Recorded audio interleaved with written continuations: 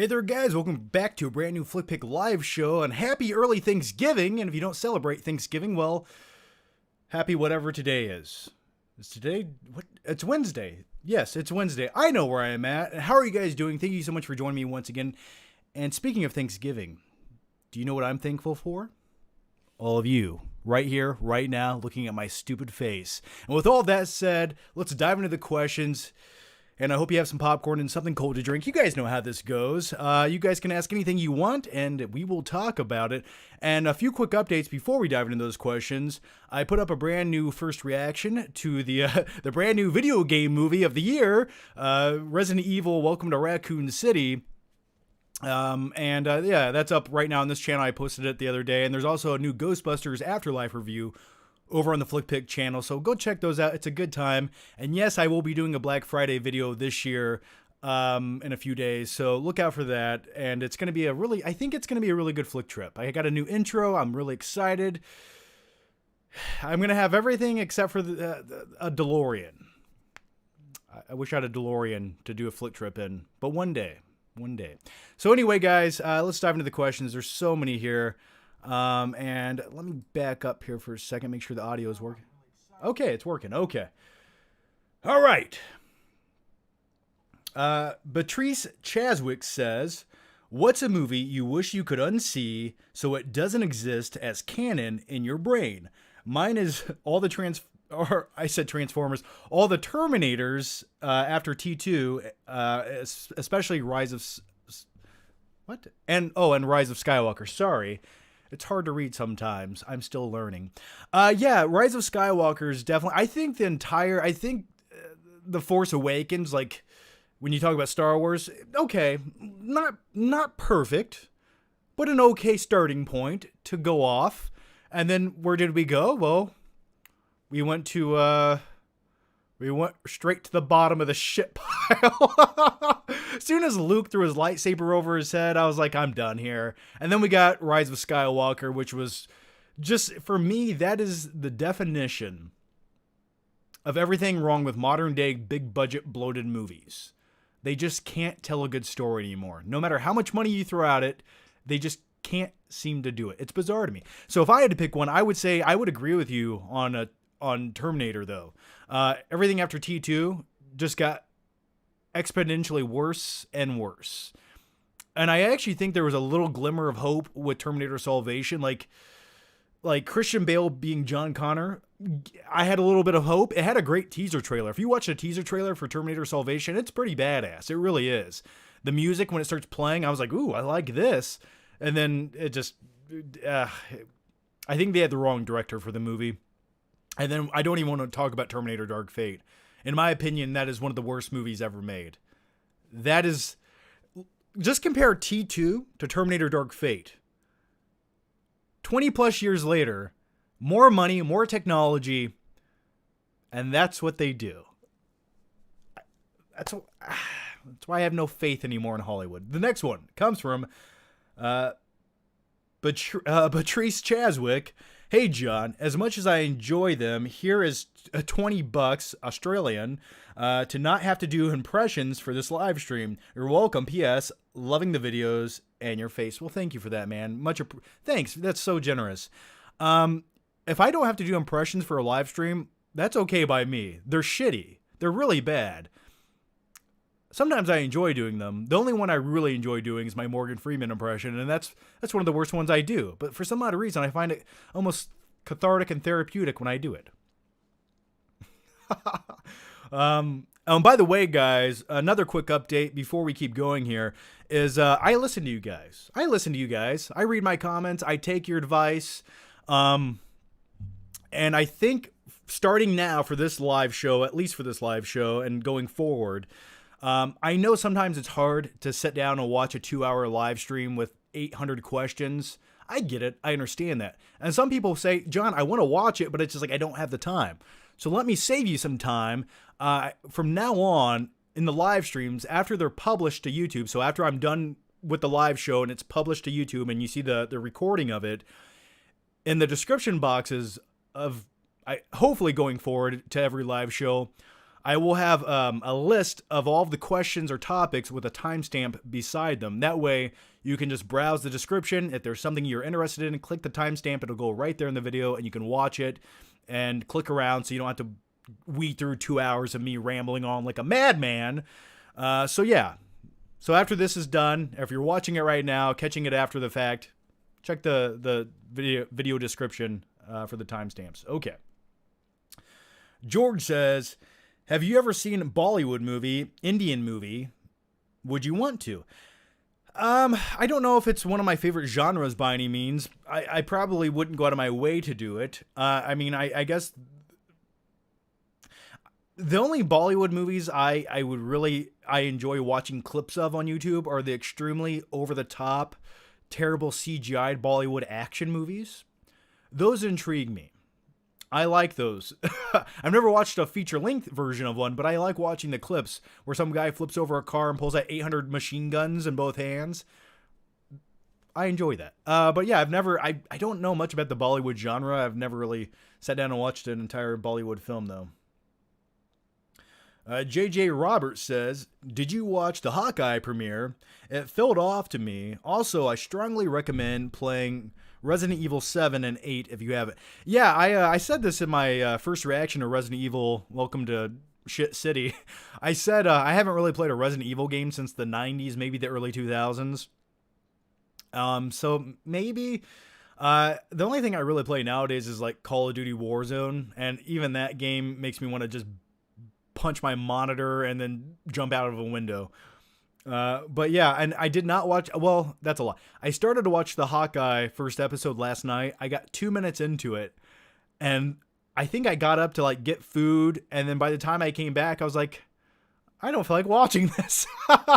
So then I just started watching YouTube videos because I don't care about Jeremy Renner's Hawkeye.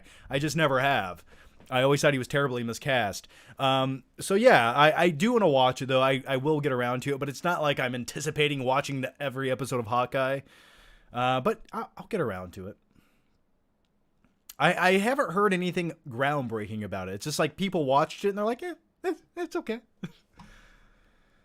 Paula Reno, hey John, any Thanksgiving plans? I might go to my family's house and a friend's house tomorrow and eat some turkey and mashed potatoes. Hopefully there's some cream corn. And if I do eat pumpkin pie, I essentially had to put 18 gallons of whipped cream on top of it to make it edible. So yeah, nothing major, just hanging out, eating some turkey, maybe watching Planes, Trains, and Automobiles or something like that. Keep it simple. Also, have you started rewatching Home Alone? I love the first one, but the second one has the best scene with the bricks being thrown at Marv's head. I die at that part. Well, you know who should have died? Marv. You can't get hit. You can't get hit in the head with 4 bricks from 4 stories up and survive, but somehow he does. Yeah, I usually savor the flavor for the Home Alone movies going into December. And the weird thing is about Home Alone, I find the second movie more rewatchable, but the first movie is the better movie. Anyone else share that same opinion? But also, speaking of the brick scene where Macaulay Culkin, Kevin is throwing the bricks down at Marv, watch that scene very closely. There's a bag of cash that they just stole from Duncan's toy chest, right? He gets hit in the head with the bricks. He throws the bag of cash down onto the sidewalk, just some random sidewalk in New York City, and then they leave the bag there and enter into the house. So that bag of cash was just sitting on the sidewalk in some major city and no one picked it up and took it? Yeah, right. That's the most made up thing I've ever seen. But yeah, ever since I was a kid, I noticed, I was like, huh.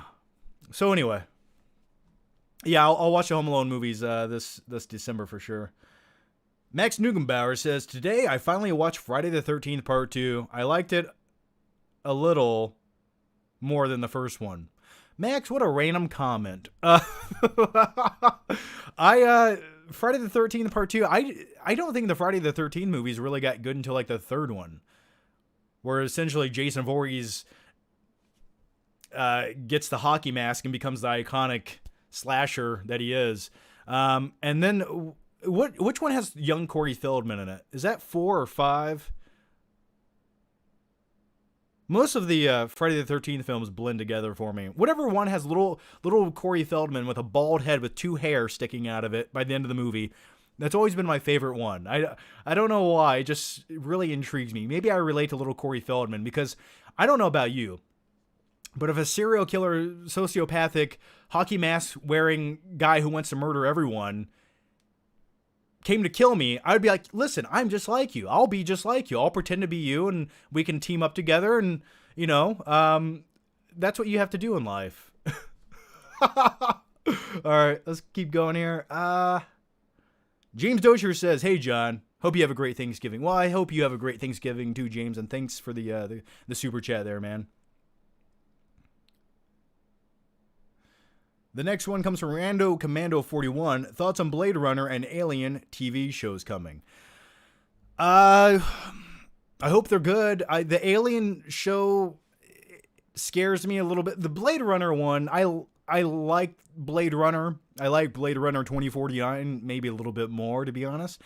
So I could take it or leave it. I think the world that Blade Runner exists in is beautiful and amazing. I just hope they fill it with really interesting stories and characters because it's like the basic premise we get.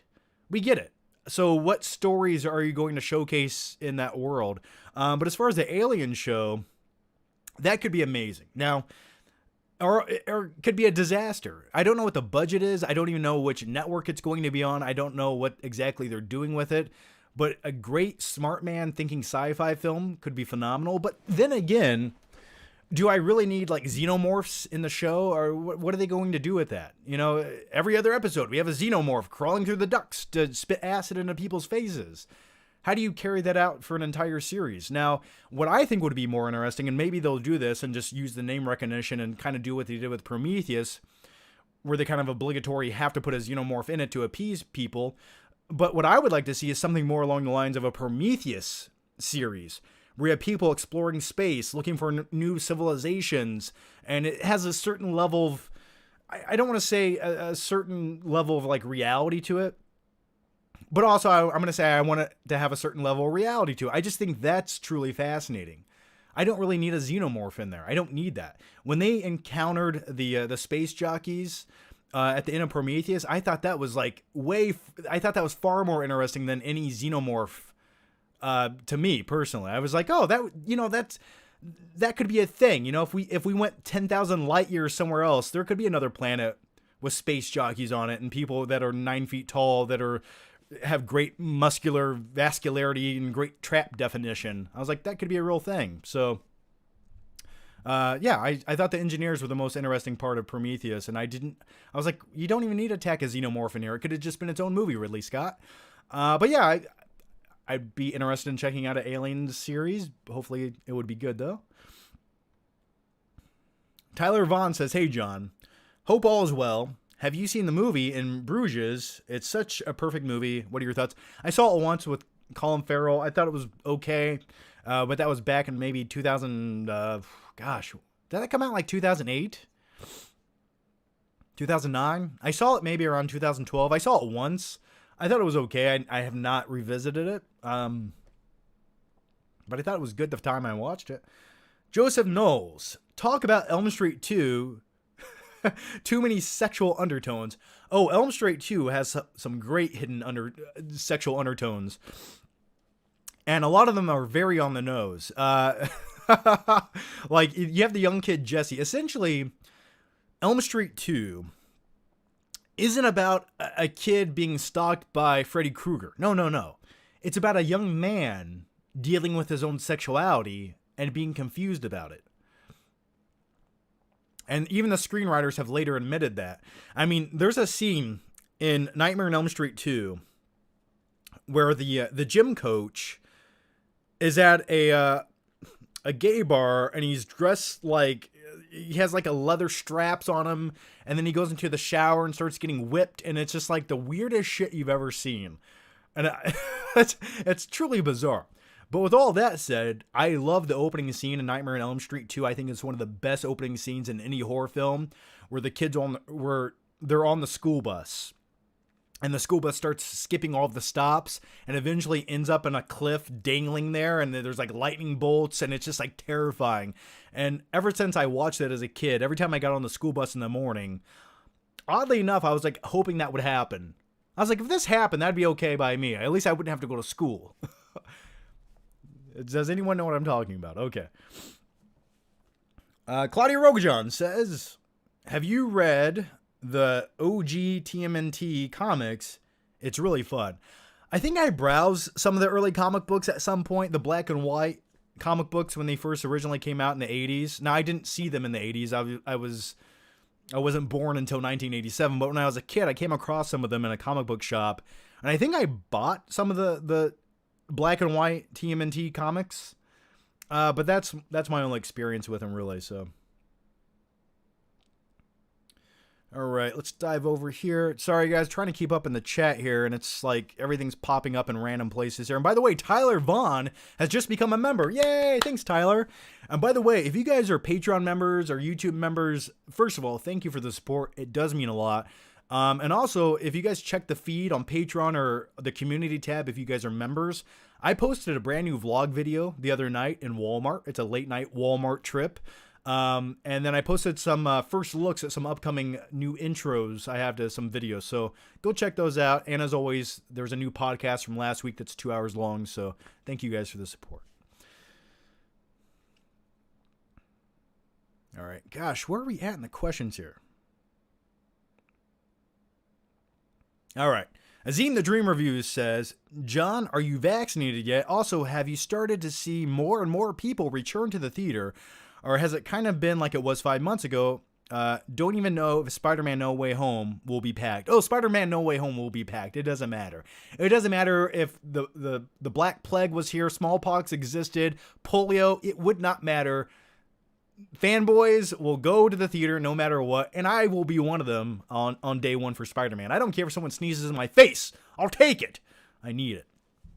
I'm not vaccinated, but also I did have COVID in early October.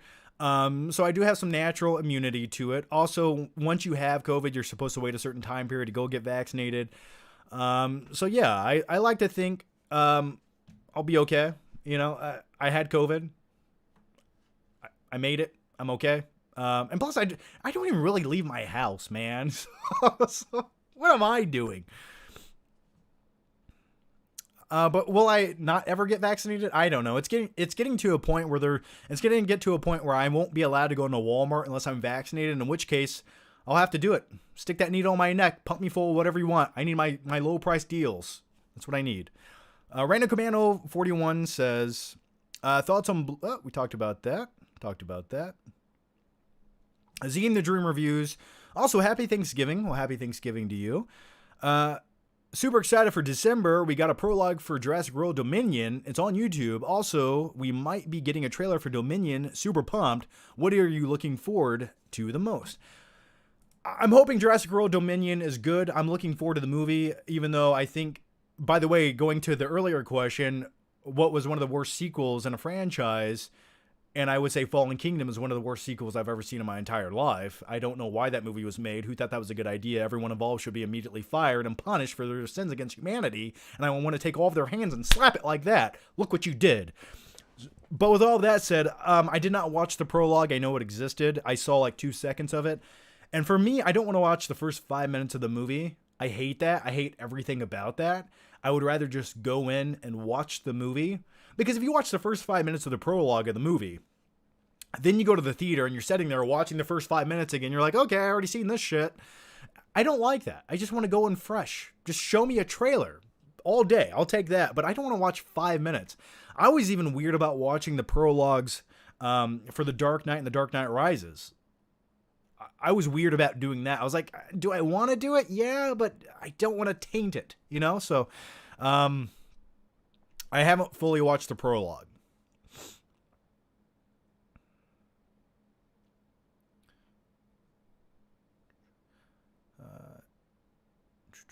Sorry, guys, trying to catch up on the questions here. They're still like popping up in this software I'm using. Night King 01 says, I'm going to see House of Gucci. I'm worried, but I don't think it will be as bad as The Counselor. I don't think it would be hard to make another film as bad as The Counselor. I don't know what Ridley Scott's doing. I don't understand it. He's so hit or miss. If you could pick a director that either makes a great film or like the most mediocre film, but that has all the potential in the world to be great because it has a great cast, it's Ridley Scott. It makes no sense. So I'm, as far as House of Gucci goes, I'm not going to go see it at the theater. I just don't want to watch Lady Gaga act in a movie. I'm just sorry. I don't want to watch it. I don't care about the story. I don't care. I just don't care. I truly don't. I don't care. That's all I can say about House of Gucci. It could be an okay movie. I'm sure it's probably entertaining and well made and even well directed and well acted for the most part, but I just can't look at Lady Gaga act. I just can't do it. Now, one day if it hits Netflix, will I maybe watch it? Yes, I probably will. But am I going to go to the theater to do it? No, I'm not.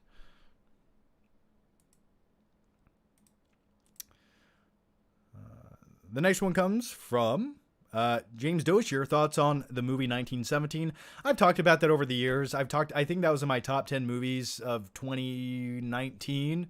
I talked about it there. I liked it. I think the technical aspects for me are what really stand out about that movie. I don't think it's the most rewatchable movie by any means. But technically speaking, the one take tracking shots, that's amazing. That's some of my favorite type of any film that has like an extended one take shot always blows me away if it's well done. Now, had it just been a standard 1917 film about World War I and they had like 20 minutes of a one take shot, part of me almost would have preferred that, to be honest with you. But I think it was groundbreaking and really, from a technical aspect, amazing, but probably not one of my most rewatchable war films. Mark Hickey says, "Hey Flick, have you seen Last Night in Soho? Watched it last night, really liked it. Also, what are your top 3 scary movies? P.S. Been a big fan since 2013. Well, thanks for that, man. It's weird. Sometimes I forget how long I've been making videos on YouTube, and I'm like, it's been 11 years. It's been over a decade. That's bizarre to me. Sometimes I'm just like, that's weird. And sometimes I randomly go back and watch old videos. I'm like, what was I thinking? But I'm glad I did it. So yeah, I have not seen Last Night in Soho yet. I haven't got around to seeing it. I'll check it out one day. I just, I've gotten really weird and picky about movies in recent years. I don't know. But then again, I just went to see Resident Evil Welcome to Raccoon City the other night, so my logic makes no sense. But either way, I do want to see it. I've heard it's pretty good, but I just haven't got a chance to check it out yet. Gaming Junkie 1723. Hey John, is there any movie you regret not watching in theaters? For me, it was The Wolf of Wall Street and The Girl with the Dragon Tattoo. 2 great movies, and I actually saw both those in theaters, and I thought they were both great theater experiences.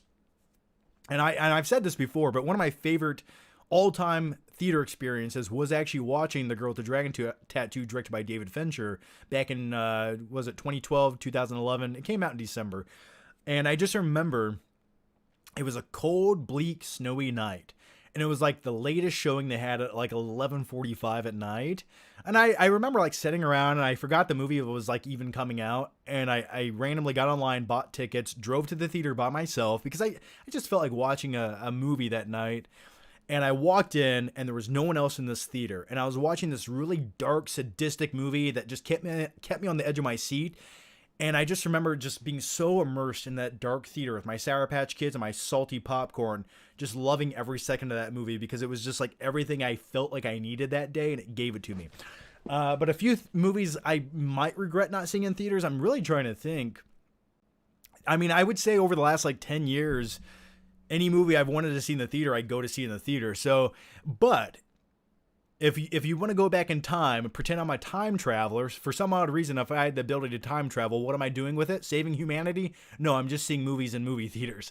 But if I could do that, a few movies I would like to see in theaters, like if I could erase the movie from my brain, is I think like the original Star Wars would be amazing, or maybe like The Empire Strikes Back would be amazing to see with a packed theater back in the early 1980s. Imagine watching Empire Strikes Back, right?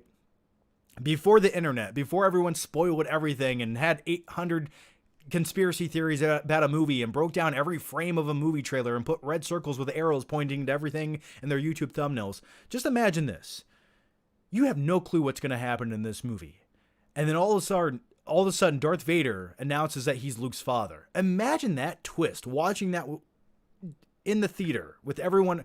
Just things like that would blow me away. So that would be like one theater experience I would love to witness. The next one comes from Max Neugenbauer once again. I saw Eternals.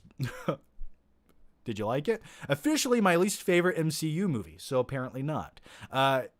Could have been much better. I give it a C+. Yeah, I think I would give Eternals maybe like a C. I think there's like great moments in it. I think at times the directing and the acting is really great and it's everything it should be.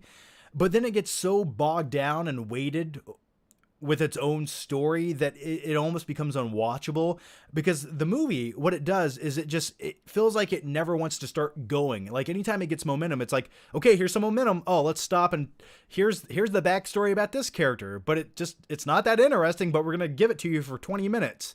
And then we go to the next one, and then the next one, and then the next character. And it's like only like 2 of the 6 characters are sort of interesting, and most of them they just kind of breeze over, and they're like, well, this person exists. We're not really going to explain anything, but here they are. And by the time the story starts to finally develop and get going and become interesting, you're into the third act of the movie. And then I just remember in the third act, when they meet the speedster character, who actually was played by a deaf actress,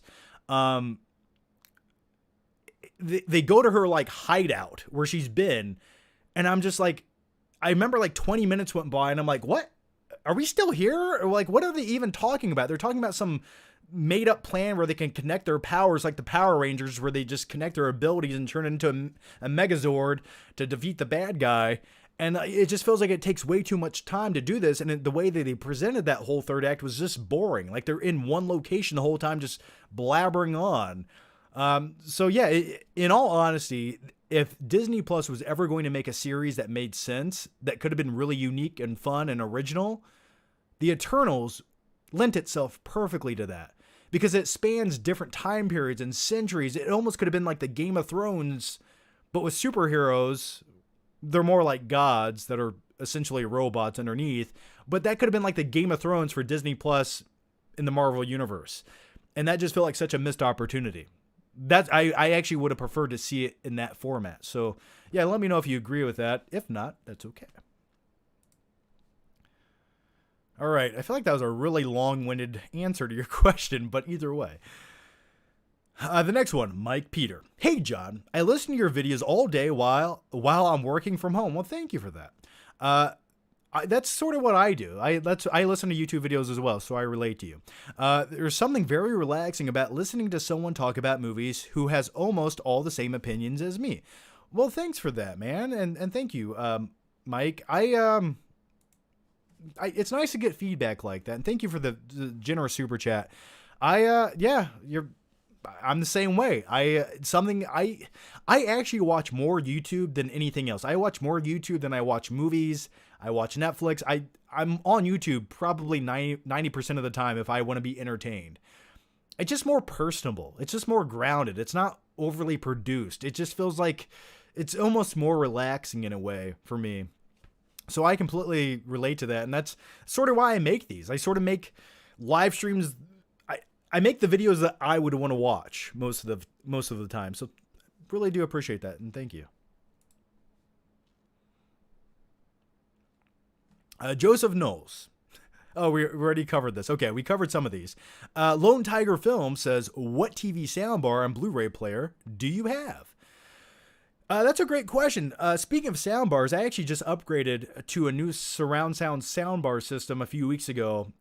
So I have a Costco membership because I love going to Costco, and I need to take you guys there at some point for a flick trip because this place is fucking amazing. I'll just put it like that. So I bought a Vizio M series surround system soundbar. And what it is, you get the soundbar, it's got a nice subwoofer, and then it has 2 rear surround sound satellite speakers, and it sounds pretty good. And I think it's pretty fairly priced. It's like $300 if you go to Costco. I think that's pretty affordable, and it also has a virtual Atmos to it, so it's not actual Atmos, but it gives you a elevated sounding projection from the front speakers. And I've tested it out on a lot of movies like Mad Max Fury Road, for example, and it sounds pretty damn good. I've had like $1,000 surround sound systems, and I would say this is very comparable and way easier and simple to set up. So yeah, I just wanted something that was affordable and did its job, and I would highly recommend the Vizio M Series soundbar. Look it up. Also, I might do like a review for it at some point. I'm actually moving offices, so once I get that all set up in my new living room, I'll like probably do a review, and I might be giving myself a Christmas present on my credit card this year of a new OLED TV. So yeah, that's what I'm doing for sound nowadays. Which Blu-ray? I have a 4K.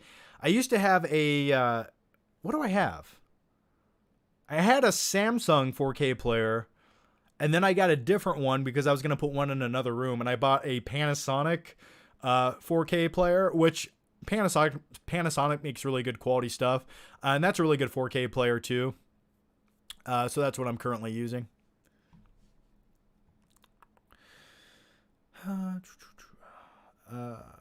Josh Coffey says, Rico Boiler Room, still a classic 21 years later.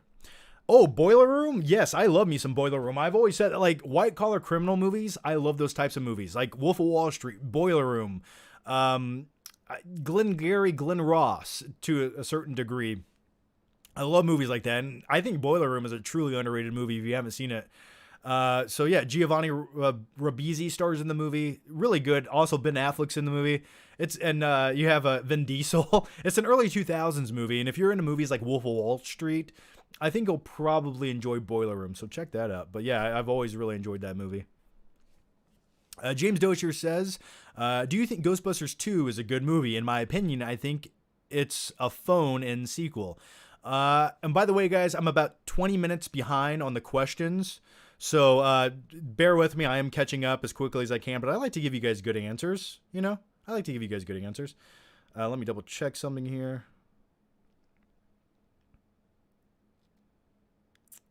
Okay. Ghostbusters 2 was never one of my favorites. I think it's a copy and paste sequel for the most part. That's not as good as its predecessor, that's for sure. But it gives you like the things you want to see from Ghostbusters. I would say it's, well, I mean, no matter what, you could poop in a bucket and throw it out a wall, and it'd be better than the Ghostbusters remake of 2016. Ghostbusters 2, though, I will say this. I liked the pink goo in the movie. And I think Vigo the Carpathian is essentially Buffalo Bill from the Dark Ages, which terrifies me.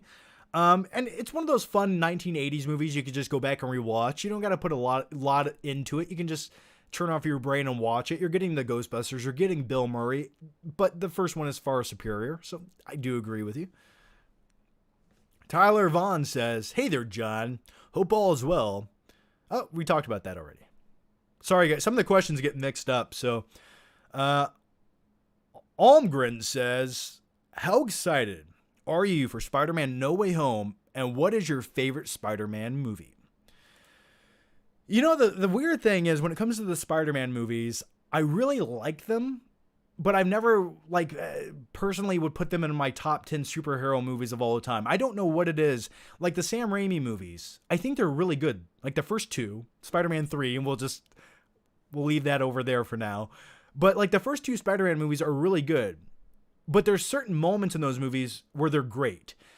But as a whole, I don't find them all that rewatchable. Like, for example, like Spider-Man 2, there's some great scenes in there. Like when Spider-Man's on the subway and the citizens save him from falling after he just saved their lives. I love things like that. It's very well made and well crafted, but I always thought Doc Ock in the movie was sort of boring to watch. And then you go to the first Spider-Man movie, which in all fairness was made in the early 2000s. But other than like a few scenes, I feel like it's so dated at certain points. Like I love the final showdown between Spider-Man and Green Goblin. I love how brutal it is. That's one of my favorite scenes in a comic book movie. But like, I don't care about Mary Jane in the movie. I don't care about like certain elements, like especially the one scene, the parade scene with the floats. I can't look at that. Is that a weird thing? I just don't want to rewatch certain segments in those movies. And then you have like the new Tom Holland Spider-Man movies. And for me, it just felt like Spider-Man Far From Home just felt like a stepping stone movie. Like it relied so much on like Tony Stark and other things and like his tech, and it just something about the vibe of it felt really off. I don't know about you, but I don't want to see my Spider-Man in like Venice, Italy. That doesn't intrigue me that much. And also the main threat to the movie was Jake Gyllenhaal as Mysterio, which could have been phenomenal. Like I thought when they cast Gyllenhaal as Mysterio, we were going to get like Heath Ledger to the Joker. I was like, you have a phenomenal actor. You have a really interesting dynamic villain. You know, there's like something to this villain you could really do something fun with. And they just kind of give you the standard Marvel formula where essentially by the end of the movie, the only thing Tom Holland Spider-Man is fighting is invisible drones. He's fighting a whole bunch of drones. And I'm like, that's not that fun. So anyway, yeah, I would say, and Spider-Man Homecoming, I enjoyed, but like after the first act of the movie, I kind of like, I was taken out of it because they once again relied on Tony Stark. But the first act of Spider-Man Homecoming, when Spider-Man's just like being a normal kid trying to save the day in the city, but he doesn't have that much to do. And the one guy's like, hey, Spider-Man, do a backflip. Like, I liked that. I was like, I could have watched most of the movie just Spider-Man in his small community saving the day in New York City until a bigger threat comes along. All the other stuff, I was like, kind of took me out of it. I think I answered your question there. If not, I'm sorry.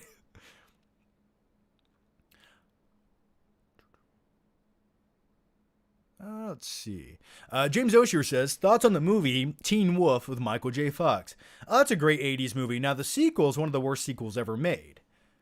Terrible sequel. Terrible in every possible way. But the first Teen Wolf's a good time. I really like the final scene where he's like playing basketball.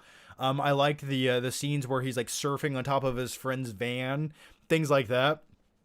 It's been a while since I watched the movie, but yeah, I always enjoyed Teen Wolf, especially growing up. And I always remember watching movies like that on beta tape because my dad would record them off like HBO, for example, onto a beta tape. And essentially beta tape was another version of a VHS that was a format that died out because VHS took over. But I remember like having a shoebox full of beta tapes with all these recorded movies from TV and just like going through them as a kid, discovering what they are. And they were just like, I don't know. That's how I discovered a lot of like crazy, weird, fun movies. And also some weird ones my father recorded. But we won't talk about that now. I will save that for my psychiatrist. Screencast. And man, thank you for the very generous super chat here. And thank you so much. Hey, John. I hope you're doing well. I showed my best friends the first Scream for the first time. Their reactions to the film and killer's reveal were priceless. Do you have a similar first-time watching experience with friends? That's funny. You just mentioned the first Scream movie, and I had that on 4K, and I just put it on the shelf right before we started the live show. Yeah, I remember as a kid watching the first Scream and being like blown away by the killer's reveal in the first Scream movie. I was like, ooh, that's good. That's clever. I thought we'll go back to The Girl with the Dragon Tattoo, watching that for the first time, the David Fincher version at least, because up until that point I never saw the originals, the foreign ones. I didn't know who the killer was going to be, but when they finally reveal who the killer is and you go down into the basement, I was like, this is good stuff. For some reason, I love things like that. Anytime there's like a sociopathic serial killer, the finale needs to take place in his basement. Buffalo Bill, Girl with the Dragon Tattoo, you name it. Also, speaking of like twists and turns for like revealing the killer in movies, I thought like the first time I watched Seven, I thought that was a pretty clever ending. And even though like the killer himself reveals himself before the conclusion of the movie, it's the twist at the very end. You know, it's like he pushed a normal man to his limits to get what he wanted. And I just, something about that was really fascinating. So those would be a few, and thank you for the question. Much appreciated. And by the way, I'm hoping the new Scream movie is good, and they actually give us a good surprise twist that doesn't feel convoluted and stupid like the previous movies, or at least the sequels. Joseph Knoll says, does Dwayne Johnson's upcoming movie, when he plays a Hawaiian warrior, make sense if he's Samoan? The Rock played a super-powered Egyptian god named the Scorpion King.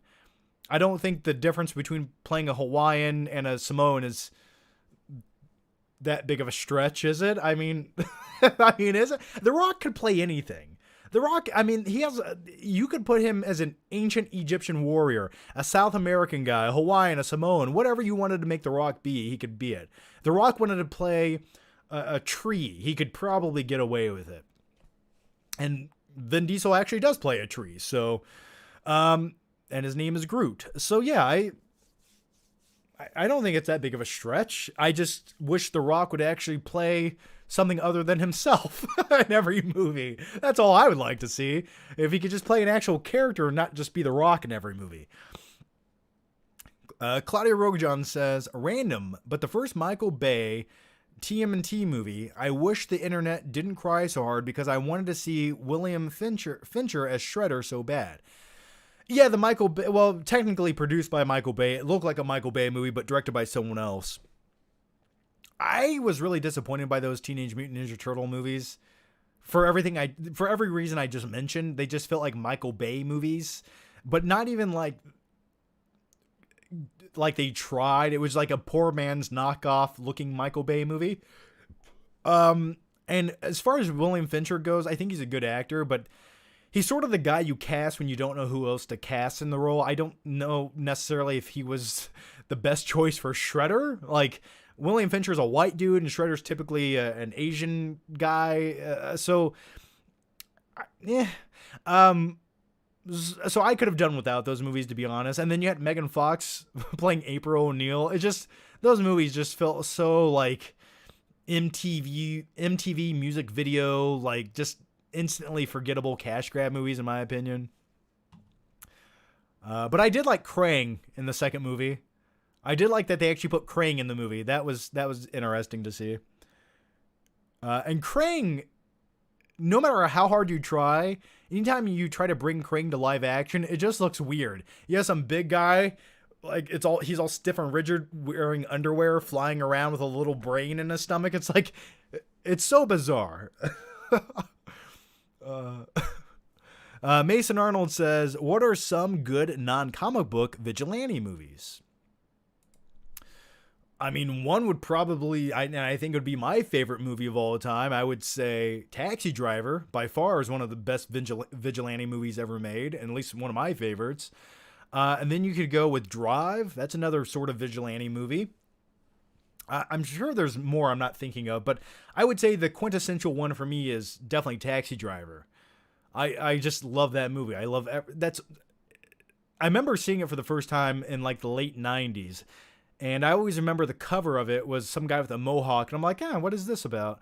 So yeah, and just his internal narration throughout the film, I love things like that. So that would be the best vigilante movie in my opinion. And then if you want to get into the comic book realm of things, I wouldn't say the movie adaptations were that great, but like you have Punisher, and then you, of course, have Batman, which would be my personal favorite by far. But yeah, do you guys have some other vigilante movies that are non-comic book? If you guys want to share those in the comment section. Ooh, John Wick. Yeah, that's a vigilante movie for sure. Yeah, share some other vigilante movies, man. Something about vigilante movies are that's a great premise to any movie. Like, I love things like that. I wish Hollywood would make more. You had Nobody with Bob Odenkirk, was a vigilante movie that came out. So yeah, if you guys have a few more, let me know. We can talk about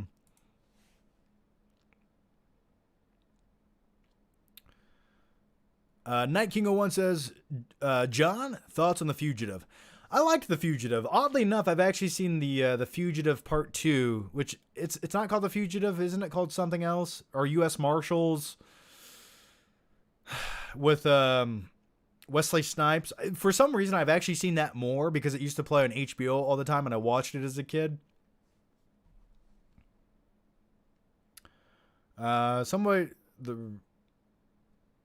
Home Alone is a family-friendly vigilante movie. In a way, I guess you could say that. Death Wish movies, yes, absolutely.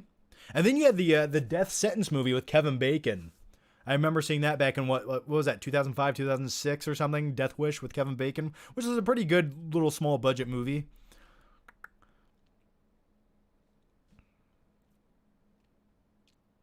Joseph Knowles says, why did Crash 2004 win Best Picture?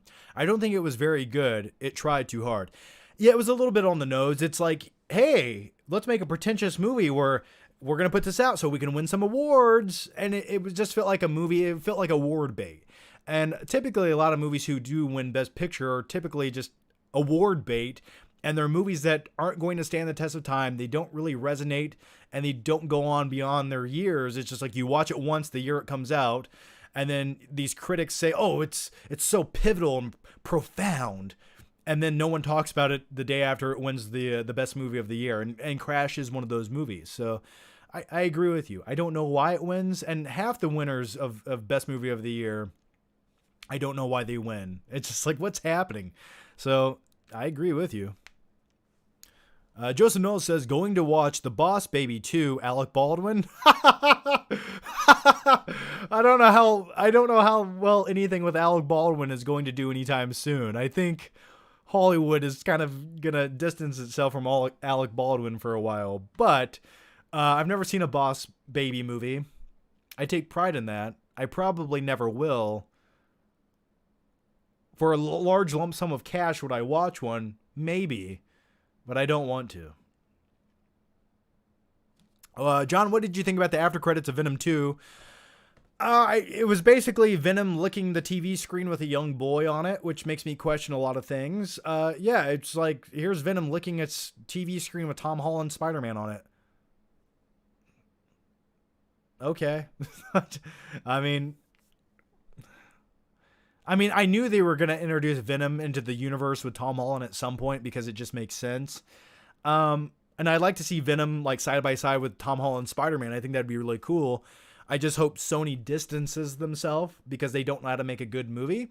And then I'd be more interested in it. So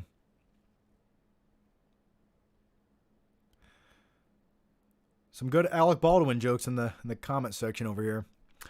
Charles Tav says, favorite killer in the Scream series, for me, it's definitely Stu.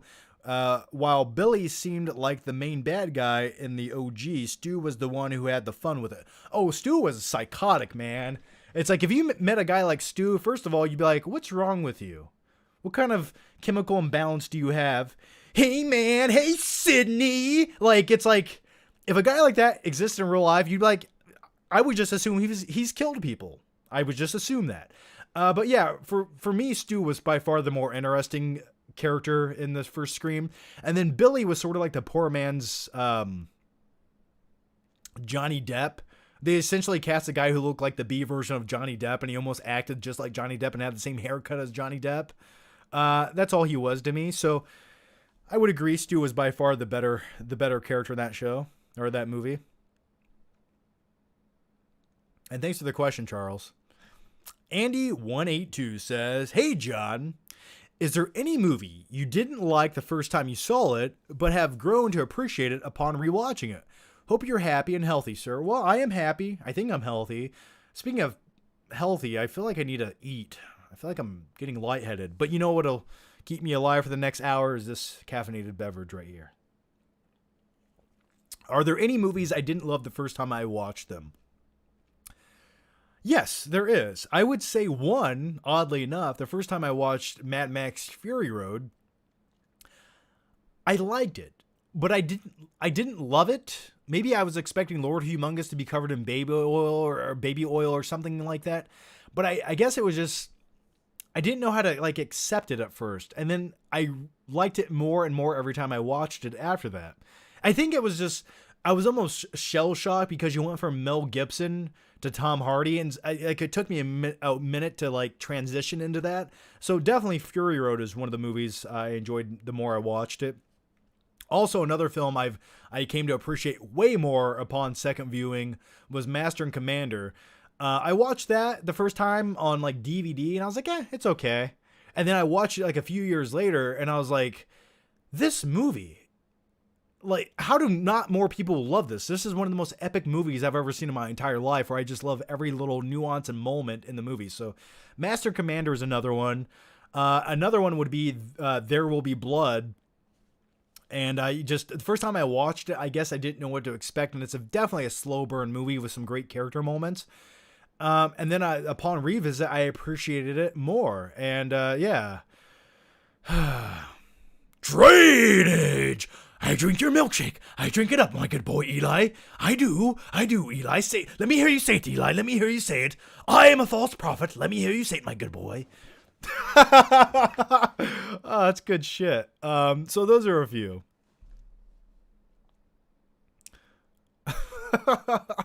Sorry for that. I had to get that out. All right. Thanks for the question, though. Azim the Dream Reviews. Do you have any celeb crushes, and have you dated anyone or tried to find anyone who resembles your celeb crush? My recent new one is Shay Mitchell, who was in the Netflix series You, and Peach Salinger. Years ago, there was someone I was talking to that resembled a celebrity. And that, that was interesting. So, yeah, I don't have any complaints about that. I'm trying to think. Who else? I think as far as, like, celebrities go, that might have been the only one. Oh, I dated someone who resembled another MCU actress to a certain degree a few years ago. So I guess those are the only two, really. But yeah. Interesting and odd question, nevertheless, but thanks for that. Derek Brown says, hey, John, have you played Batman Arkham games? If so, I'm curious to hear your thoughts on them. I dabbled in the first Batman Arkham game. I thought it was really cool, but, I didn't really get that into it. I guess I was at a time where I just wasn't into video games, really. And it's something about, like, I think the story is really interesting. You're in Arkham Asylum, you're jumping down, beating up bad guys, and you're essentially just button mashing and doing a whole bunch of beat 'em up kind of moves, and then you move on to the next segment in the campaign. And speaking of that, one game I actually played, and typically when they base games on movies, they're kind of shitty. They kind of just poop them out. But I remember the Batman Begins video game for PlayStation 2? Was it for PlayStation 2, Batman Begins game? I remember playing that and being such a fan of the movie, playing that. It wasn't a very good game, but I remember playing that. But yeah, that's my experience with the Batman Arkham games. Carter Lovejoy says, if you were to open your own movie theater, what would it be called? And would you present more newer / recent films, older films, or a bit of both? I think if I were to open a theater, first of all, I don't know if it would be legal, the things I would want to do. I think I would have to live in a communist country to get away with some of the things I would want to do. First of all,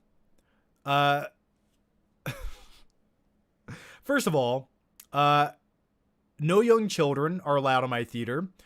No electronic devices are allowed in my theater. I guess the closest representation of what I would do with a movie theater is something like the Alamo Drafthouse, where they actually care about the theater experience. And if you're on your phone talking, you get kicked out of the theater. No crying babies, no one talking. And in my movie theater, what I would essentially have is I would have a group of big armed guards, like big dudes, and they would have wooden batons. And they would stand there and keep a watch over the theater. So if you're talking, texting, they just come over and bash you in the head, and that would be your warning. And then they would drag your limp body out and throw it in a dumpster. That would be the type of movie theater I would have. But as far as like yes, you clearly have to show newer movies, but I'd also dedicate time to showing older films and give it a good presentation and really have like a themed week of like, this week we're showing Jurassic Park, and you definitely theme it up and have like, make the experience really immersive. So yeah, that's what I would do. So basically, everything I would want to do at my movie theater sounds highly illegal. But also I'd give you the best theater experience you could possibly get. So that's what I would do at my movie theater.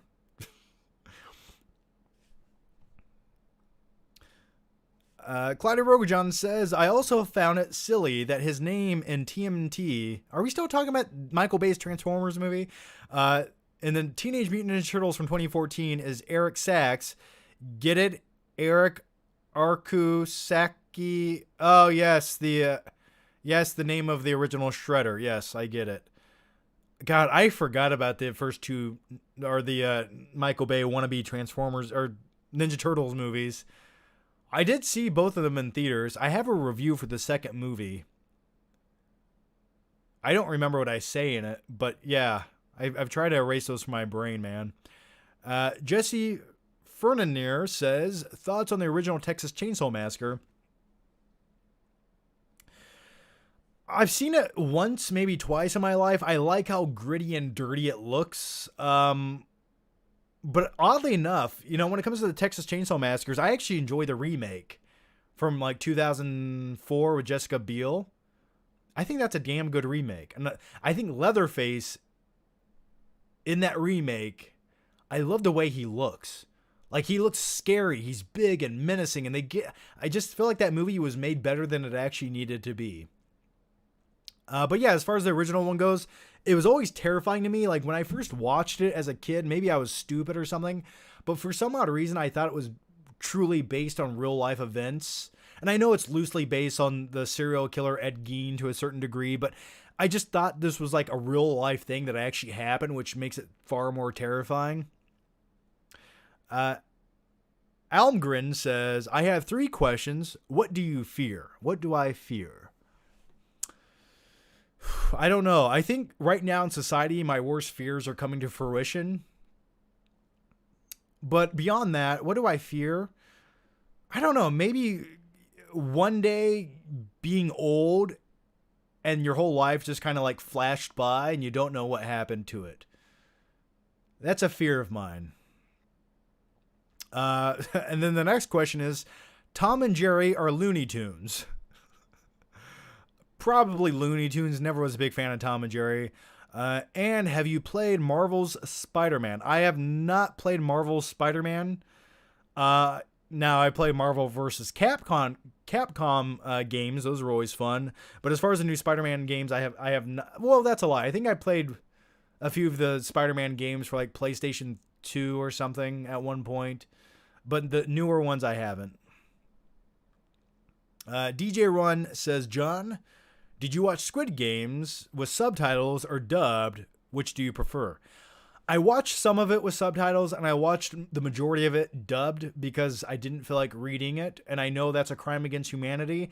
And I will say at times, I think the dubbed version made some of the characters almost too annoying to watch, especially the one chick who was kind of a little bit crazy.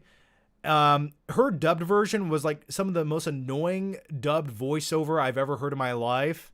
It's just like her whiny, high-pitched voice made my eardrums bleed. But yeah, sometimes I like to do both. Sometimes it's just easier to watch the dubbed version, or at least the second time you watch something, because you can kind of just like pay more attention to the visuals rather than reading the text at the bottom of the screen. And for me, that helps me get a little bit more immersed into it sometimes. Like the dubbed version of Oldboy, I actually like it. And the main actor almost sounds like Adam West to a certain degree. I am Adam West. I sort of like that. It adds a little bit of flavor to it. But I know you're not supposed to say that. You're supposed to say the dubbed version is a crime and you have to watch the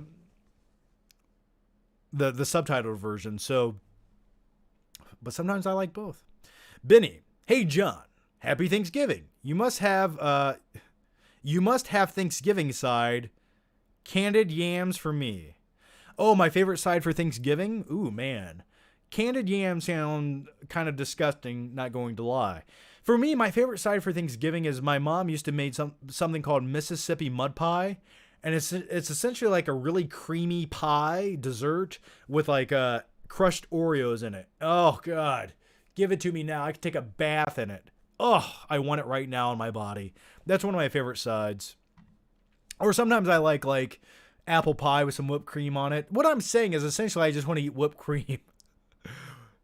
But thanks for the question, man. Carter Lovejoy says, how would you survive Squid Game?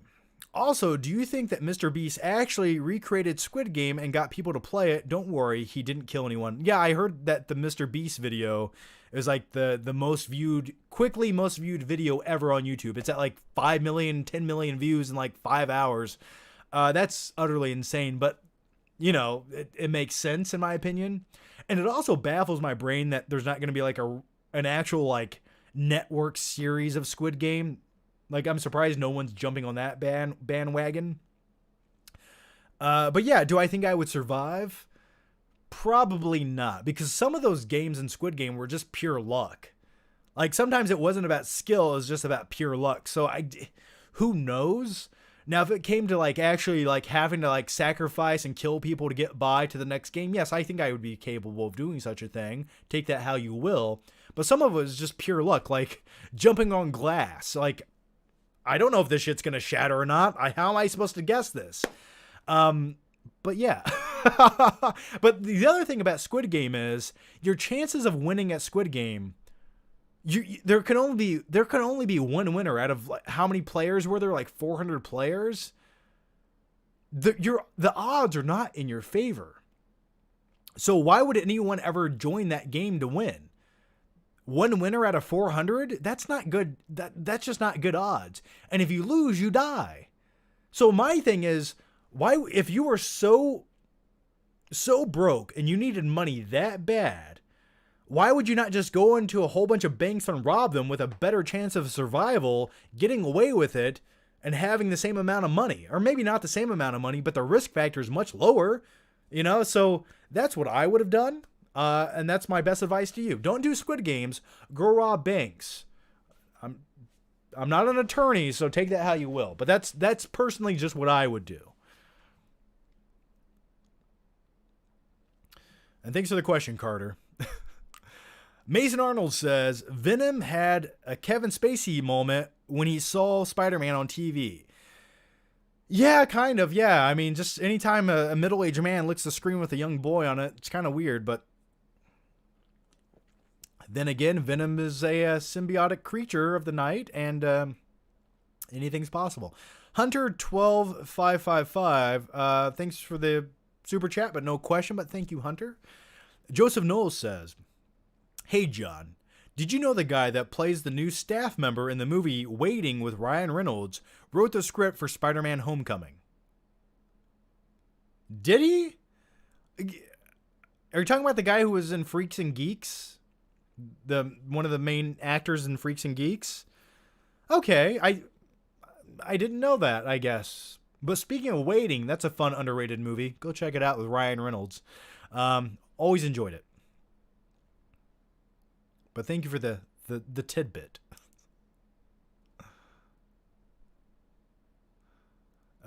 Joseph Knowles says, Vacation 2015 thoughts. It's a pile of crap. Oh yeah, Vacation 2015. I think I watched most of that movie, or did I watch all of it? And I was just like, why was this made? What is his name? Ed Helms? Is that the actor's name? Ed Helms? We'll just call him Andy from The Office. I don't know what it is about him as an actor. I just do not find him funny. He tries to do like this dry wit humor, but it's not funny to me. He ruins everything he's in for me. I stand by that. But it's a terrible movie. Tom Batchelder says, thoughts on A Christmas Carol with Jim Carrey.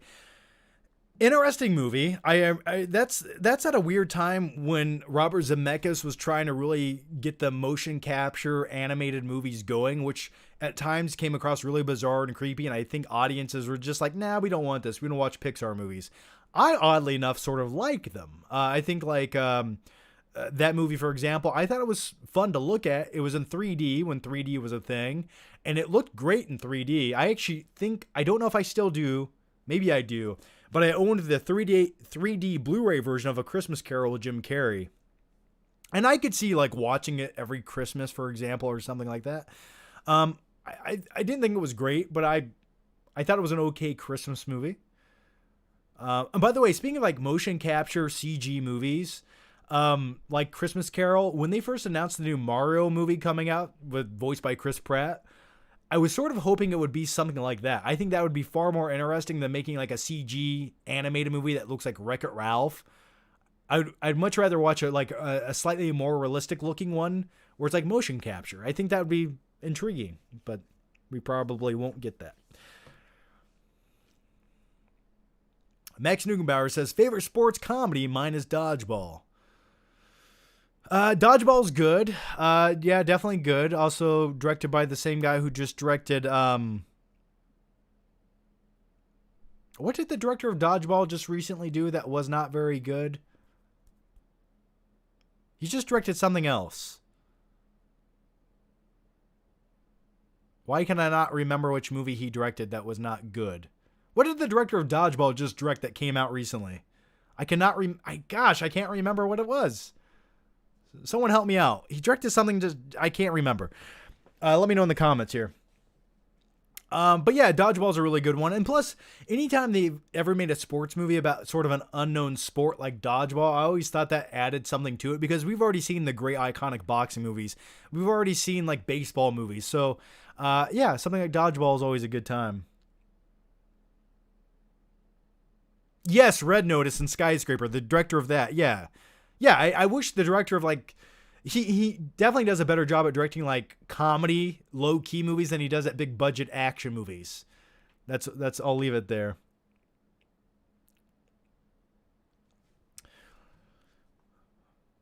I'm trying to think of like another really good comedy sports movie.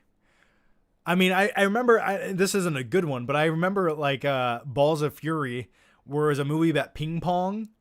What a terrible fucking movie that was with Christopher Walken. You know, you got ping pong balls. I have one. Here's a great comedic sports movie. Probably my favorite of all time. Kingpin. It's a bowling movie, and I love it. So I'm gonna go with Kingpin.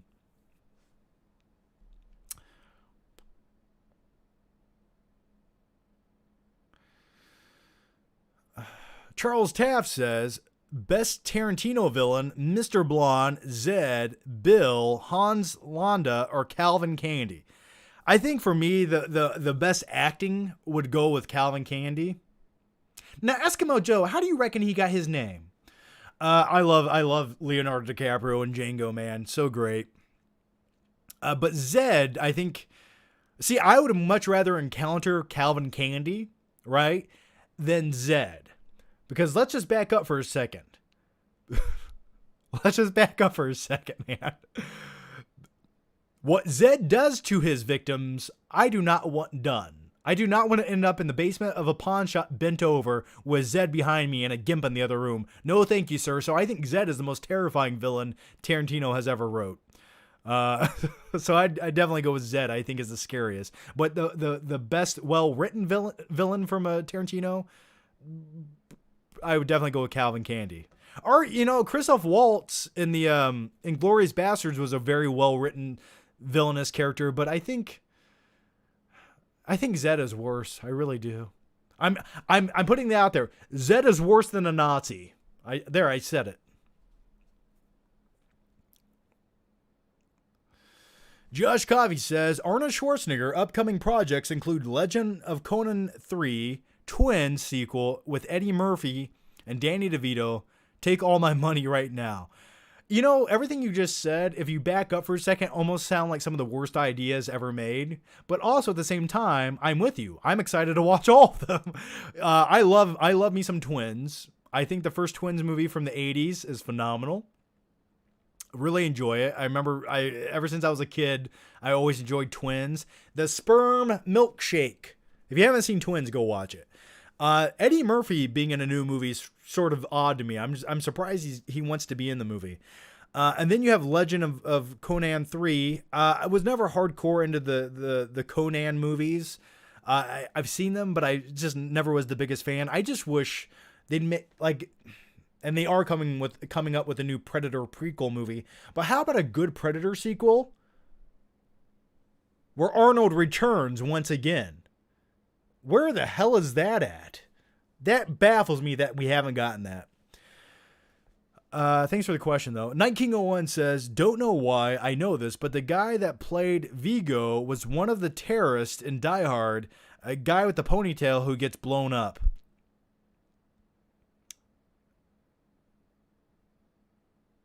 Was it? That guy looks slightly different than Vigo. The terrorist in Die Hard looks different than Vigo. I mean, I could see it being similar, but I thought they looked different. I almost feel like the guy in Die Hard, and if I'm thinking of the right terrorist in Die Hard with the little blonde ponytail,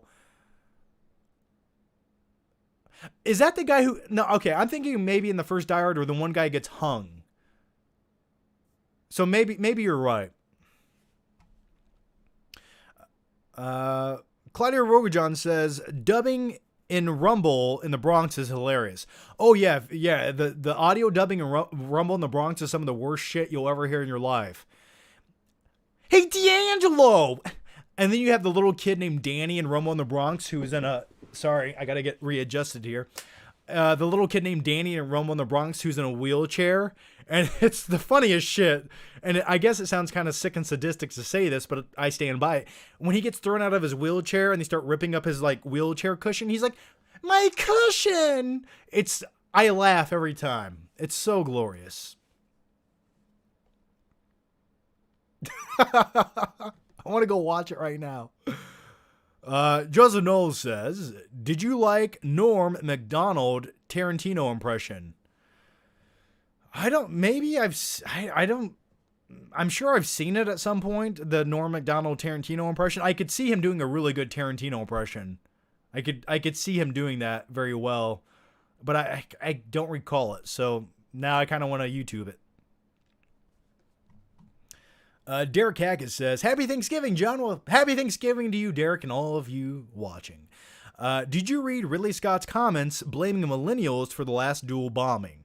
I did read that. It seems like there's this fad right now where a lot of old-time directors are like angry at today's society. And to some degree, I understand. To some degree, I do understand. Now, do I completely agree with what they're saying? Sometimes no. But generally speaking, I get where they're coming from, because when you, and take it how you will, maybe I sound like a bitter old man, but there's something about the art of filmmaking to where I feel like standards and expectations every decade go lower and lower, to where the movies making the most money aren't exactly the best movies. So people are just used to mediocrity, and we come to expect that, and that's what makes a great box office return. I mean, essentially, you throw any superhero into a fucking movie, it's going to make a lot of money. If you want to tell an original story, it's almost a struggle anymore, right? So as far as The Last Duel goes, I could have told Ridley Scott this when he was writing the screenplay, or he wasn't writing the screenplay, or whatever, before the movie was greenlit. I don't think it would have taken a genius to predict the future to say, well, you're making a time period movie, and you're not really making a big action epic time period movie. You're sort of making a low key movie where you basically have some really dark undertones. The movie repeats itself over and over again from different viewpoints. It's a dark drama. It's not exactly a movie that has the most levity in it. So how good did you think that was going to perform at the box office during a pandemic with very little marketing? I mean, The Last Duel, I enjoyed it for the most part, but it definitely felt like a film that you should watch on the small screen. I think it definitely lent itself to being a really good at-home film. So it not making a lot of money at the box office, was that a surprise to anyone? Like, even if this movie came out 5 years ago, I don't think the box office return would have been that great for the film. So it doesn't surprise me. I can understand why he's angry, and he sort of makes the millennial comment saying, basically what he means is millennials nowadays just want to watch Spider-Man in a bright, vivid comic book movie and not a story like The Last Duel. But when you see other films that are sort of slow burns that make money at the box office, it sort of goes against that, for example. So I get where he's coming from to a certain degree, but at the same time, I just don't feel like it was a movie that lent itself to do super well at the box office. And the marketing was terrible for the movie. So, yeah, I don't think his blame is in the right place. Brad says, are you doing Black Friday video this year? Yeah, I mentioned that earlier in the show. I will be doing a Black Friday video. I will be doing a Flick Trip Black Friday video. Where am I going? What am I doing? I'm not quite sure, but I will definitely make that video because I like to go out amongst the unwashed masses on Black Friday, even though Black Friday isn't really Black Friday anymore, and you can get all the same deals throughout the same week, and it's not the same as it used to be, but I will go do it. I do enjoy doing it. It's a yearly, annual routine, and I'm going to do it again. Yeah, absolutely, man. I will be doing it. Mystic Max says, Mystic Max. I like that. I don't know why. Hey, John, do you play video games at all? If you do you play Halo? I know they came out with a new Halo game. A buddy of mine plays it. I watched some gameplay videos of it online. It looks okay. I don't know if I would actually want to download it and dedicate the time to playing it. Probably not. But I used to play Halo with my friends back in the day, and we all used to sit around playing like multiplayer, and that was some intense shit. My palms would be so sweaty playing multiplayer Halo that I was just like on the edge of my seat. And we used to like get really intense with it and even bet money on it. So, and then right now, really the only thing I play is like Call of Duty Vanguard, and I haven't played that in over a week. I'm sort of waiting for the new Call of Duty Warzone map to drop, which I'm looking forward to. And really, when it comes to games online, I only play them when my friends are playing. That way we can like talk shit to each other and play the game at the same time. That's what's fun about it to me. So that's really my extent with games nowadays. And don't get me wrong, sometimes I like to play like retro games on my classic SNES over there. I just find it relaxing to play for like an hour or two. Play some F-Zero. Zombies Ate My Neighbors isn't on that, unfortunately, but like I like to play like Super Mario World, Star Fox, Donkey Kong, shit like that. I just find it relaxing. DJ Run says, can you do a Morgan Freeman impression at Thanksgiving dinner? I will do one and one only.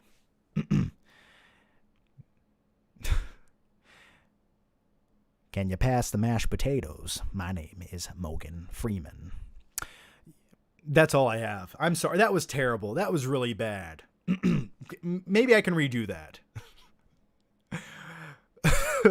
No, I can't. That's it. That's all I have. Never again. My name is Morgan Freeman. Okay, let's go to the next one. Robert Harper says, hey, John from Scotland. Wait, hi from Scotland, John. There we go. I'm not dyslexic.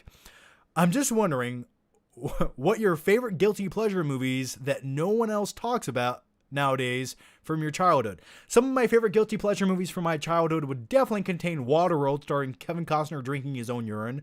Another one would be Roadhouse, which I guess they're apparently remaking with Jake Gyllenhaal, which gets me really excited.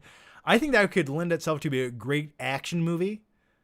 Especially like the fact that Jake Gyllenhaal would be in a new Roadhouse remake gets me excited. Those would be a few. I'm trying to think of like another few guilty pleasure movies from my childhood.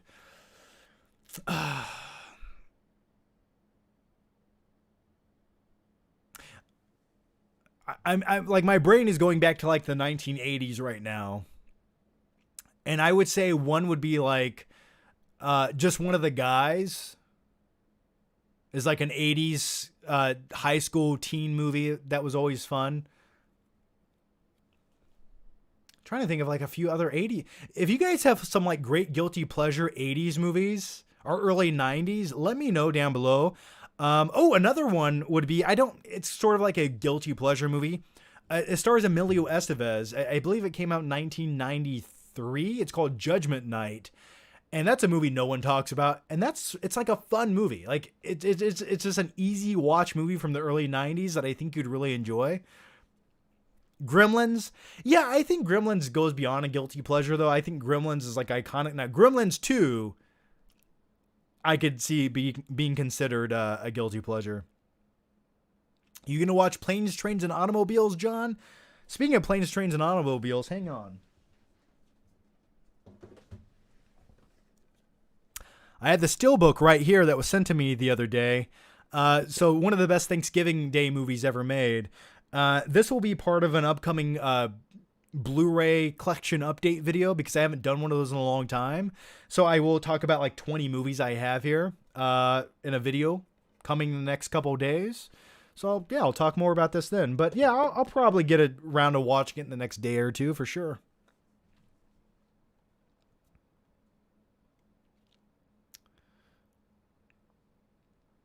Escape from New York. See, I don't consider Escape from New York a guilty pleasure movie. I just think that's a great movie. But once again, the sequel, Escape from LA, could be considered a guilty pleasure movie because it's pretty fucking bad, but mildly entertaining at the same time.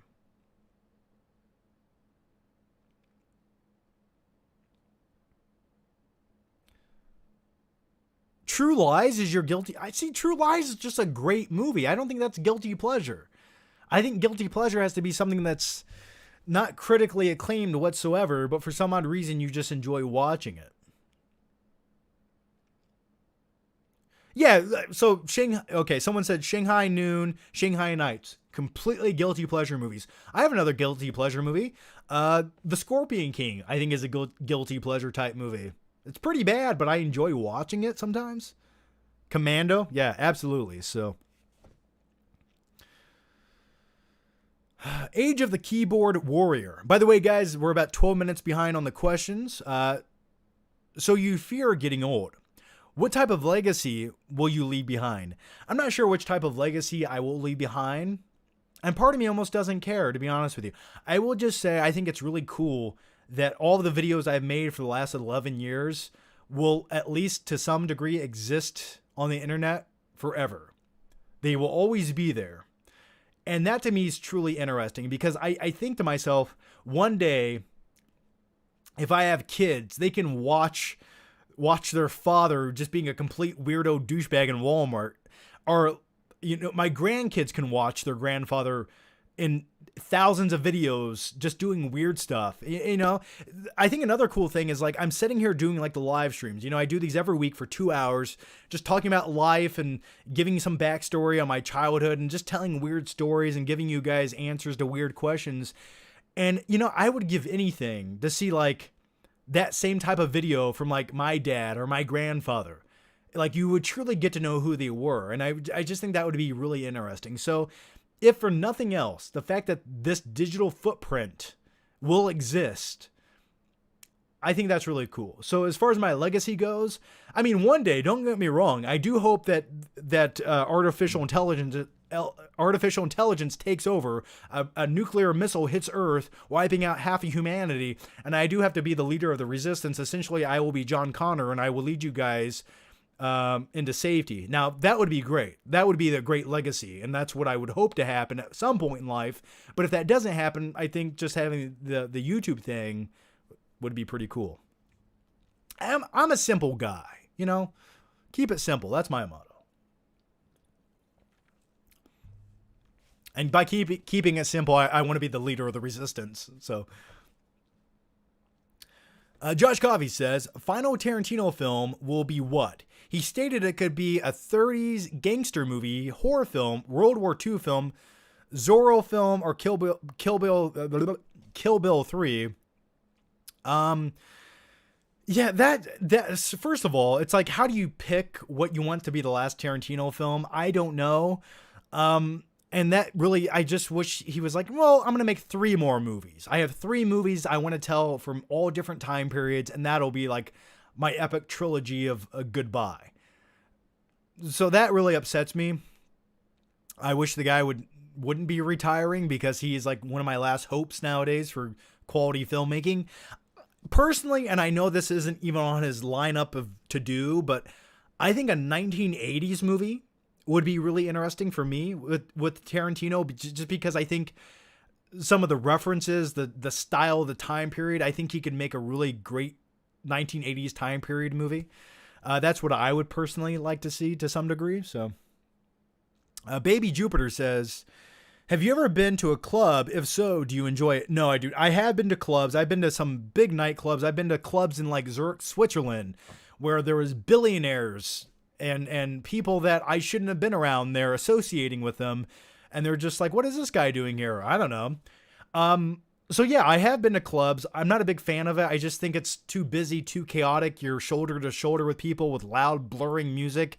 I hate people like bumping into me. It's not relaxing. You can't really have a conversation with anyone. It's just kind of disgusting when you really think about it. It's like a cesspool. So yeah, I'm not a big fan of them. Small gatherings I like, but for me, I don't go to clubs.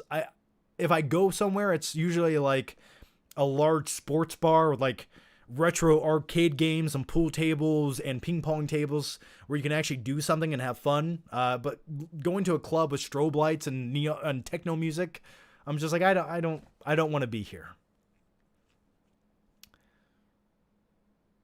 Joseph Knowles says, should Nicolas Cage have played the bus in Speed, and could he have had his face on the front of the bus? Well, yes, absolutely. Hey, there's a bomb on the bus. I can't go under 50 or else you're all gonna die! Yeah, or speaking of Nicolas Cage's face on motor vehicles, that reminds me of Maximum Overdrive, which is another guilty pleasure movie starring Emilio Estevez. And then one of the vehicles in that film is a semi-truck that has the face of like the Green Goblin on the front. And I'm just thinking to myself, that could have been the face of Nicolas Cage. And if they ever do remake Maximum Overdrive, that's what it should be. So thank you for the question. Retro Tiburon. Thoughts on Jason Goes to Hell? That is a terrible movie. It's a truly terrible movie.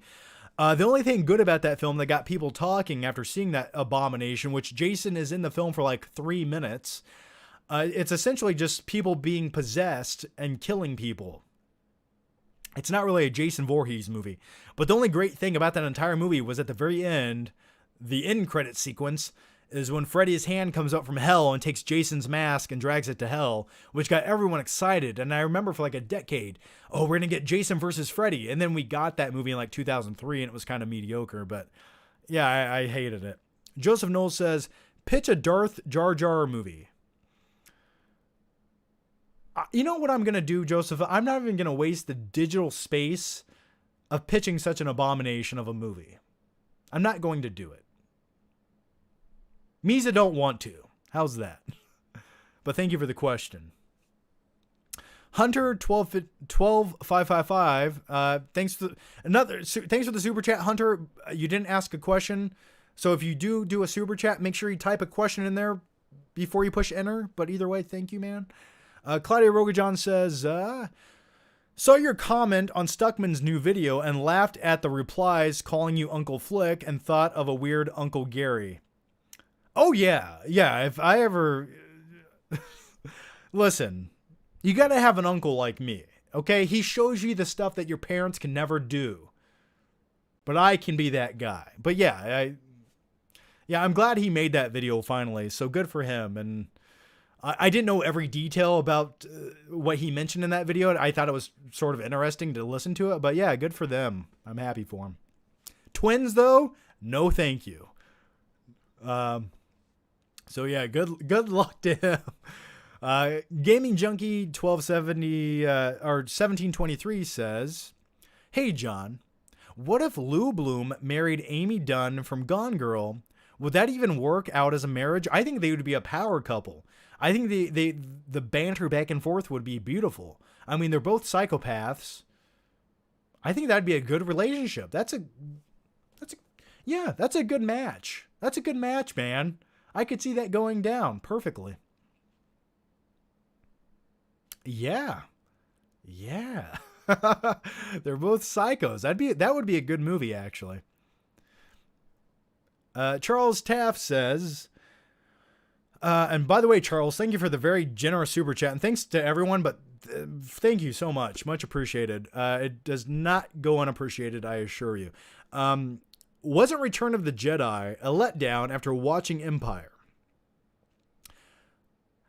Well, you have to understand, I didn't see these movies in theaters in the 1980s. I didn't really start watching the original Star Wars movies until the late 90s, early 2000s is when I really took notice of them. After Phantom Menace, I saw that in theaters as a kid in 1999. And I don't think it was until after that where I really was like, oh, I want to figure out what the Star Wars movies are all about. So I really watched them with open eyes after that, because growing up, I kind of came across them. But yeah, after Phantom Menace, I got really into Star Wars for a minute there. So for me, Return of the Jedi, I could see how you consider it like definitely comparing it to Empire Strikes Back, a little bit lackluster to some degree. I think the Ewoks, it's like, yeah, a little too much Ewoks in here, but everything else I really enjoyed. I really did. I thought the final showdown was phenomenal. I thought the ending with Darth Vader throwing the Emperor down the ventilation chute was pretty cool. So I think it was a nice wrap up to the trilogy, in my opinion, but it wasn't perfect, but I thought it was, I think if you were a fan, you'd be like, okay, I was entertained by that. I mean, it's definitely less of an insulting movie than Rise of Skywalker. And also you said Harrison Ford seemed bored and Carrie Fisher seemed like she was coked out and smoking 2 packs of cigarettes a day. That's probably true. I mean, I know Harrison Ford essentially wanted to be killed off early on. I think he wanted to be killed off in Empire. And he's like, just kill my fucking character. I'm done. And then, of course, he came back. And but then again, I would say 90% of the movies Harrison Ford has ever starred in, it's like he sort of doesn't want to be there. It's like, give me some money. I'll do whatever you want. But I don't want to. I'm not going to give you enthusiasm. Absolutely not. So I would agree, and I'm sure everyone was doing coke back in the 1980s, so that's a fair assessment for sure, man, and thanks for the question. DJ Run says, do you know at some point in the future you will thought about for a very last time? Let me try to make sense of this.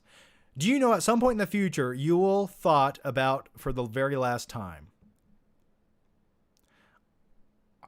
I'm going to take... Okay, I don't know exactly what you meant by that. I don't know what you meant by that. At some point in the future, I'll be thought about for the very last time. Maybe. Or maybe if you like I said, if you leave a digital footprint, somebody forever and for always will come across that. You know, that to me is interesting. So I think that's what you meant by that. I hope so. All right, let's see. The next question. Hang on here. Let's try to read it.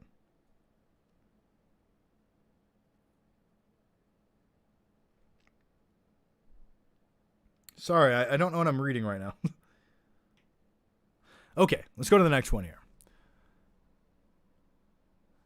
Christian Baller says, dinner with Pat Bateman at Dorsia or a midnight ride with Lou Bloom. Would you like to see our special, sir? Not if you want to keep your spleen. Dinner with Patrick Bateman at Dorsia would be great if he can get a reservation. I'd rather just return some videotapes with Patrick Bateman instead. But I think a night ride with Lou Bloom, that to me would be the most amazing thing. That'd be the gift you give yourself.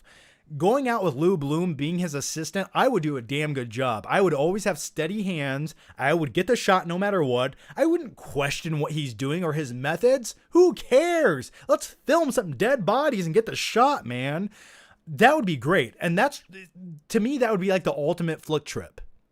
Right? You're cruising around at night. You're going on an adventure. Sure, we're not talking about movies, but we're making content.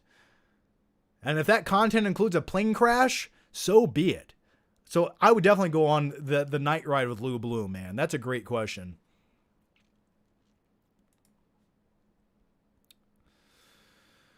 The next one comes from Mason Arnold. Do you like the band Ghost? I saw them live 5 years ago and got bear hugged by a large drunk in the crowded club, laughing my ass off. Ghost. Maybe I've heard of them. I don't know off the top of my head, but what I will say is I remember one time going to a very small venue when I was in high school for a band called Flaw, and it was like packed, and there was like a mosh pit, and there was like it was going crazy. My friend jumped in the mosh pit and he lost both of his shoes. So he was just standing around barefoot the rest of the night. And I remember it was like 100 degrees in this packed club where it had hundreds of people, just sweaty people. You could feel the humidity in the air. It was so moist. And I remember like at one point I couldn't breathe and I had to like puke. So I went outside in the cold, brisk air and let that out. I hope that relates to your question, man.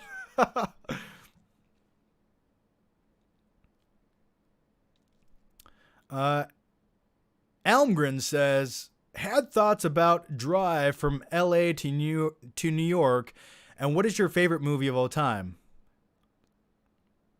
Have I ever thought about driving from LA to New York? Is that what you meant by that? I don't know. So if I wanted to drive from LA to New York, I would have to go to New York and then drive to LA. And I really don't have the biggest urge to go to either places, to be honest. So I live in Indiana. So no, I don't think I've ever had that urge. I hope that's what you meant by your question. Also, what is my favorite movie of all time? Honestly, I'm putting out a top 25 movies of all time. I'm going to make a new version of that because it's long overdue. But one of my favorite movies, and I've said it 1,000 times, Nightcrawler's definitely one of them. Gladiator's another one. If I wanted to say like my favorite action movie of all time, definitely T2 Judgment Day. DJ Runs, Okay, DJ Run says, would you rather go to a nightclub or watch Resident Evil movie in the theaters? Well, I just saw the new Resident Evil movie in theaters. I put up a brand new video just 2 days ago on this channel. Go watch it if you missed it.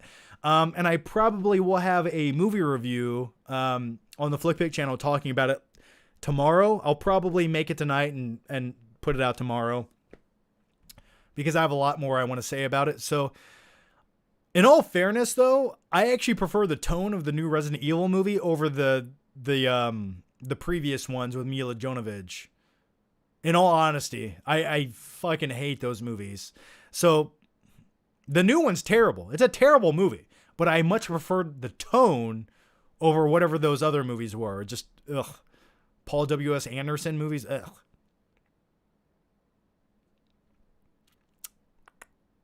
Hunter 12555 says, do you watch Succession? Take care, man. I have not watched Succession. I have not watched it. Is it good? I don't know much about it. I have been rewatching the Game of Thrones series. I'm on season 7 now, where this series kind of starts taking a nosedive into like, they start going away from the actual books and they just feels like they're making up shit along the way. But yeah, that's what I've been watching, and nothing comes even close into comparison with the first like 5 seasons of Game of Thrones. Nothing beats that for me. Especially for like a TV series. David Coe says, if you could go back in time and hang out in a video rental store, which year would you do it in? Ooh, man. Something about the late 80s. So something about if I could go back in the 1980s and hang out in a video store, that would be really cool. But maybe like the early 90s, it would be cool. There was you know what? You don't know what you have until it's gone type of thing. But I remember here in Fort Wayne, and I do have a few videos, a few flick trips where I sort of go into the store, but I wish I would have done a much better job of it. I went to a local video store called Delmar Video. And it was a mom and pop store. But it was a huge video store, and it was huge, ginormous. And it just looked like the way a video store should. You could just get lost in a maze of movies. And also, if you watch my Flick Trip video, it's called like XXX Flick Trip video or something. The reason it's called that is because this video store had the largest adult section I've ever seen in my life. You walk in through these doors and it's just like, you don't know where you're at. And I remember as a kid going there and sneaking into that area, that section. And I was like, I became a man that day. But anyway, it's closed down. It closed like a while ago. But man, I would give anything if that was still in existence, that video store. God, I miss it so bad.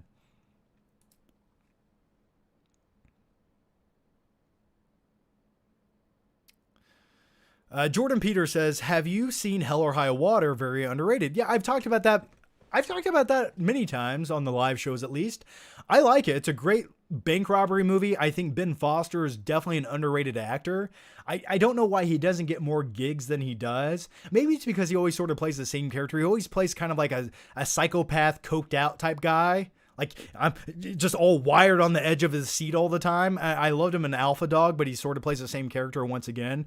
But great movie with was it Chris Pine? Yeah. Yeah, I really enjoyed Hell or High Water. Very well made movie. Claudia Rogajon says, watching Tokyo Drift, best racing scenes in the series.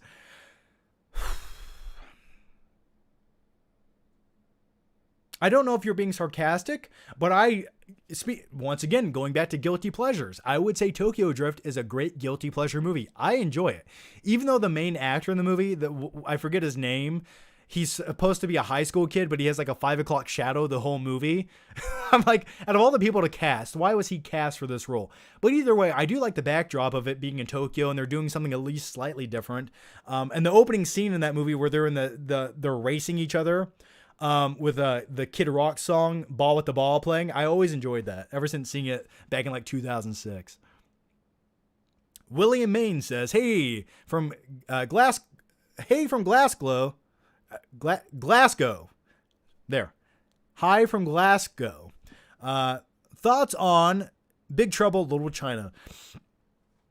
Oh man, that Big Trouble Little China was such a bizarre movie with Kurt Russell, directed by John Carpenter. I much preferred John Carpenter's like Escape from New York, that vibe, over Big Trouble Little China, which wasn't there supposed to be a remake coming out of that with like The Rock in it or something like that? Wasn't that like a rumor for a while?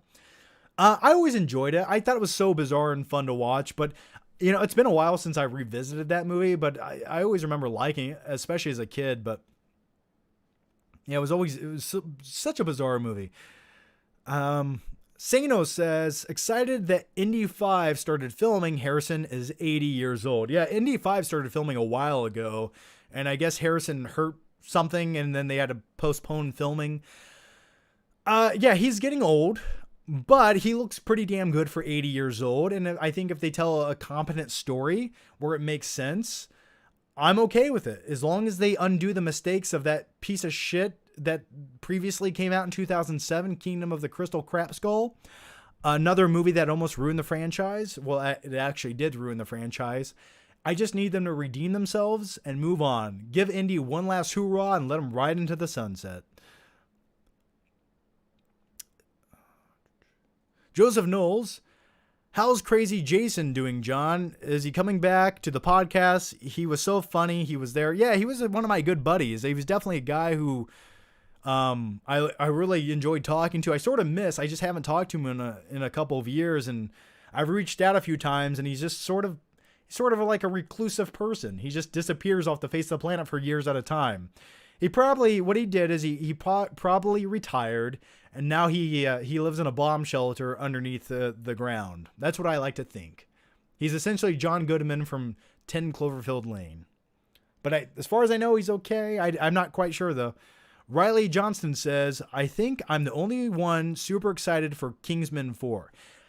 You might be, man. I honestly thought the first Kingsman movie was fun. The second one was like sequelitis and sort of just instantly forgettable.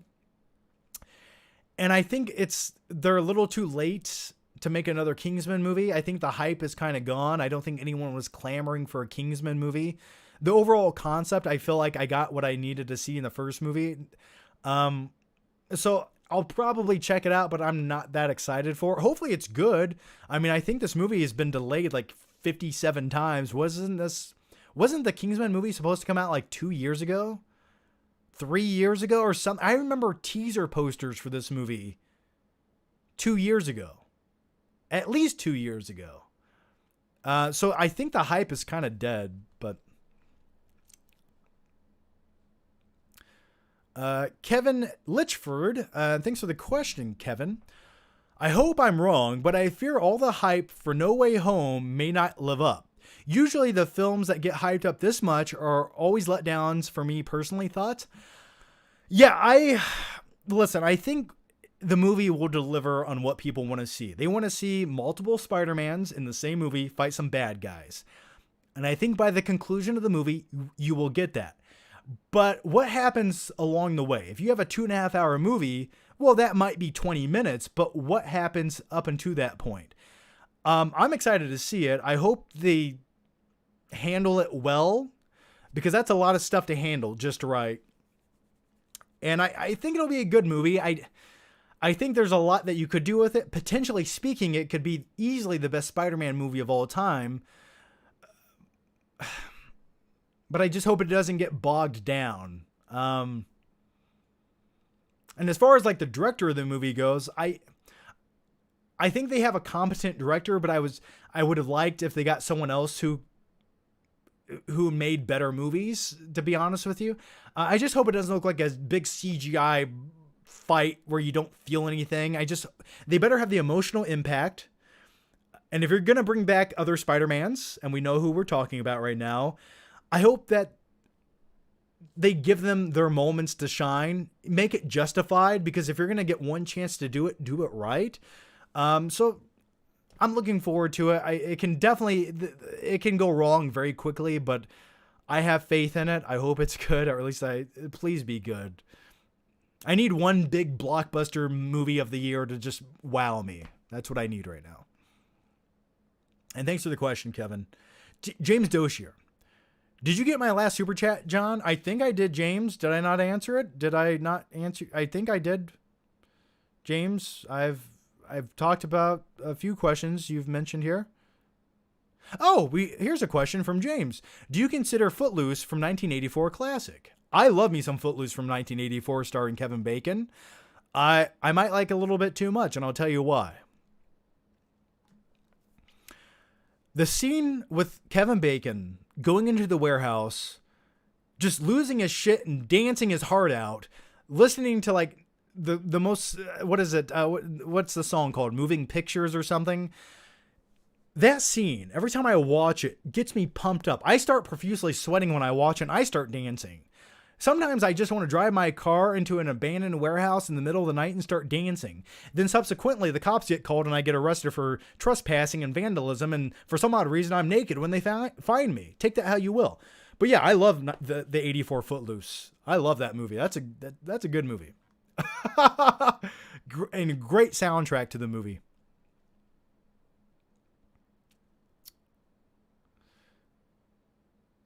Claudia Rojan says, the first race in Tokyo Drift is funny because the football player gloats about his Viper, but seems supposedly crappy car has more horsepower.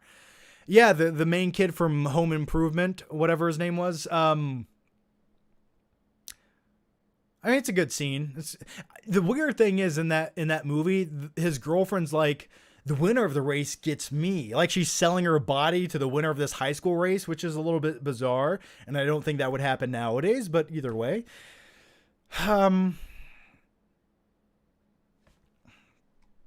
DJ Run says, do you hear about the Astroworld tragedy? Yeah, I think anyone that's been on the internet for the last 2 weeks would have heard about it.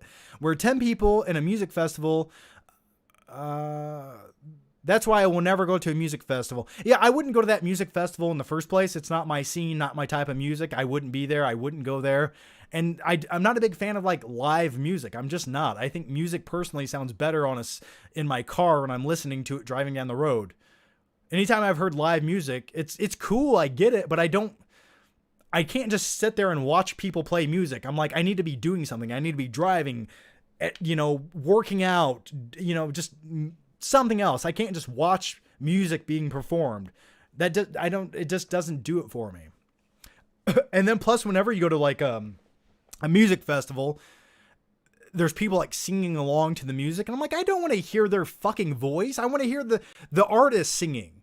So like, I just don't want to hear them. That's like going to a movie and hearing someone talking during the movie. No, thank you. So live music I've never been a fan of live music. But yeah, I did hear about the Astroworld thing, and yeah.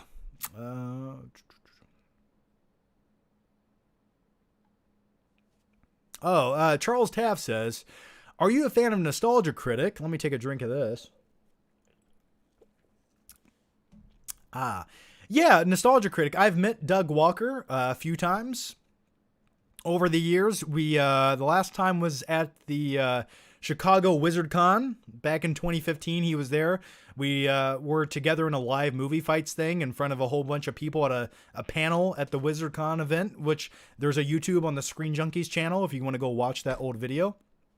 But yeah, am I a fan of his? I don't really watch the nostalgia critic videos, to be honest with you. Something I don't like that format of review. I don't like a whole bunch of skits in between and overly scripted reviews. I don't know why. I just don't like it.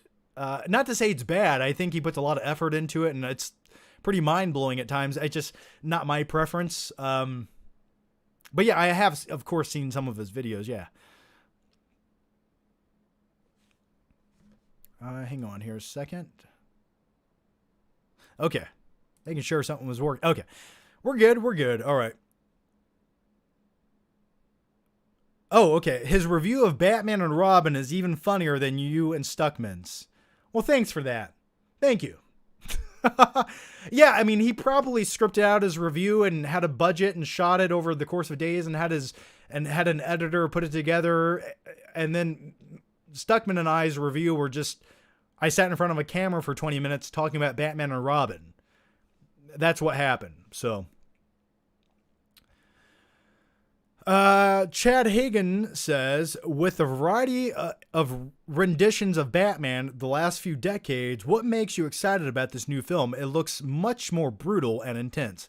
Well, exactly what you just said right there, man, Chad. It looks way more brutal and intense, and I like that it looks grounded. I like that it didn't have a $250 million budget. I like that it's not this overly top fantastical version of Batman. It's essentially like this low-key vigilante Batman movie that if they had set it in the 1980s, it would have looked like it fit perfectly, which I wish that's what they would have done, or at least the early 1990s. But nevertheless, it's sort of like less is more. And I like where they're going with this incarnation of Batman. I just, that's what I want to see. A more low-key vigilante movie that happens to be Batman. That gets me excited because it's at least something different. It's justified in its making, and I hope it is brutal, like you said. So, and plus the fact that they're actually going to utilize Batman as a detective and have the Riddler almost with a David Fincher 7 vibe. Those are things I think people wanted to see for a very long time, and we're sort of getting it now. So that's what gets me most excited. Joseph Knowles, excited for the Big Trouble in Little China remake with Dwayne Johnson. Do you like Half Baked and Identity with John Cusack? Whatever happened to him? Yeah, John Cusack, good guy, good actor. Identity, I remember seeing the movie Identity in theaters years and years ago. I thought it was a good twist, a sort of interesting whodunit. And then you get to the twist of the movie and you're like, oh, that's kind of underwhelming. I'll leave it there. Yeah, The Rock in a new Big Trouble Little China movie could be good. Hopefully it doesn't just feel like a bland, forgettable movie, which is... like, I hope it's not like something like Red Notice, for example. Who's directing that movie, by the way? And I've seen Half Baked a few times. It's okay. If I wanted to pick like a stoner comedy movie, I much prefer something like Dazed and Confused. Josh Coffey says, apparently WrestleMania in 2025 could be possibly held in Indianapolis or Atlanta. Would be first WrestleMania held in Indiana since WrestleMania 8. Yeah, I'm sort of a fan of wrestling. You know, I like going to the live events occasionally. If it's like something, it's just something fun to do, you know? It's like you can either go watch a play or go to watch a wrestling live event. I much prefer to watch wrestling live. I think it's fun. It's like a spectacle, theatrical, live action stunt show. So yeah, if they had WrestleMania in Indianapolis, because we do have a very large NFL indoor arena, that would be awesome. I would definitely go check it out, and I would buy tickets. Claudia Rogajon says, people forget Harrison was 39 to 40 in Indy 1.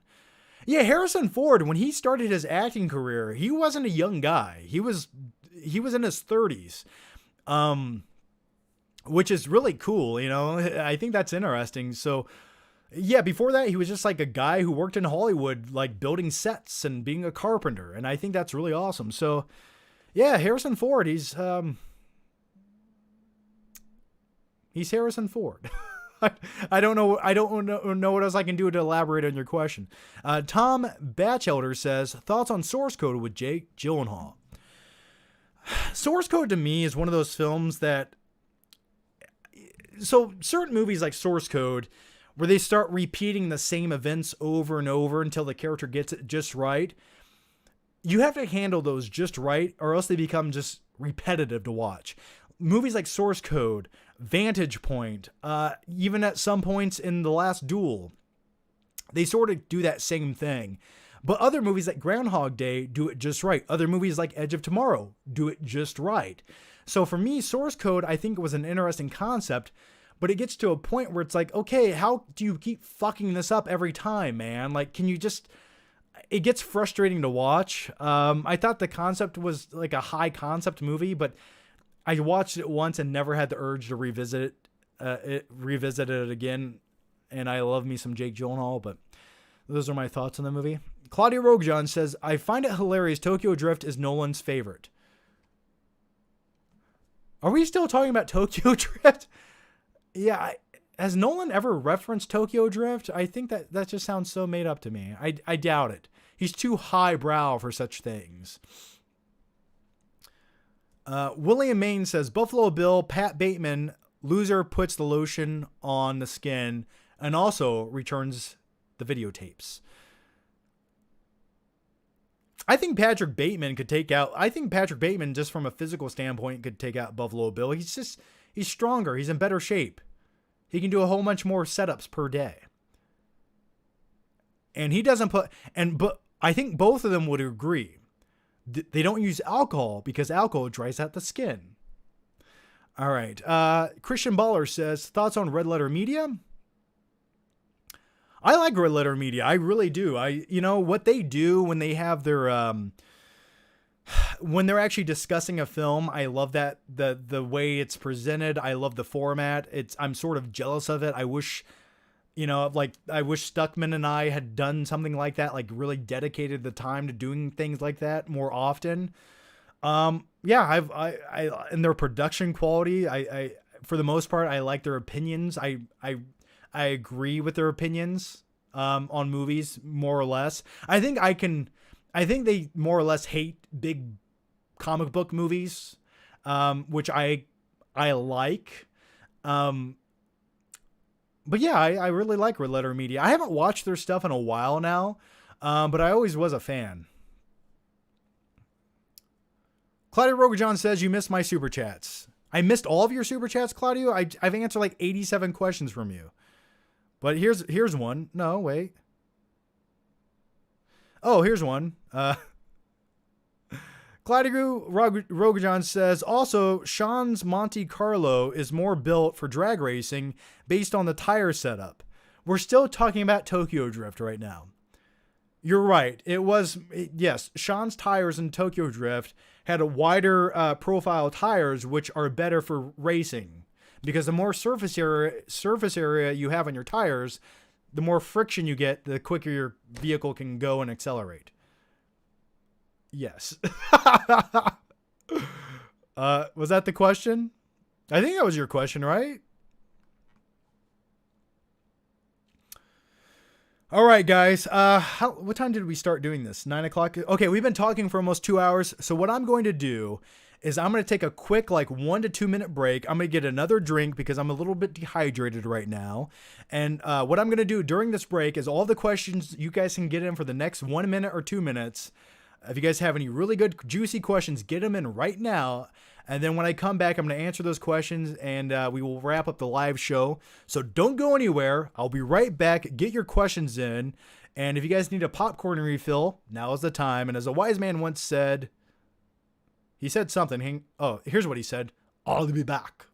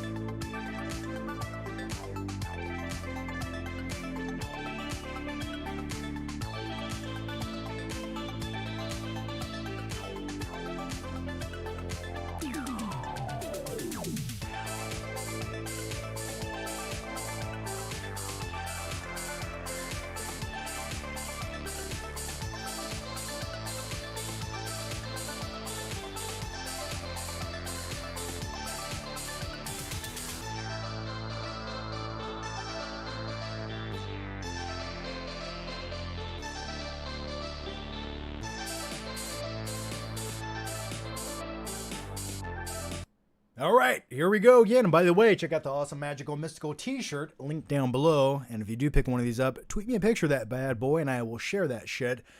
All right, the next question comes from Tom Batchelder. And Tom says, in the American Psycho novel, Patrick Bateman talks about how he doesn't like live music. You two are alike except for the murder stuff. What do you mean except for the murder stuff? Yeah, that's interesting. Wow.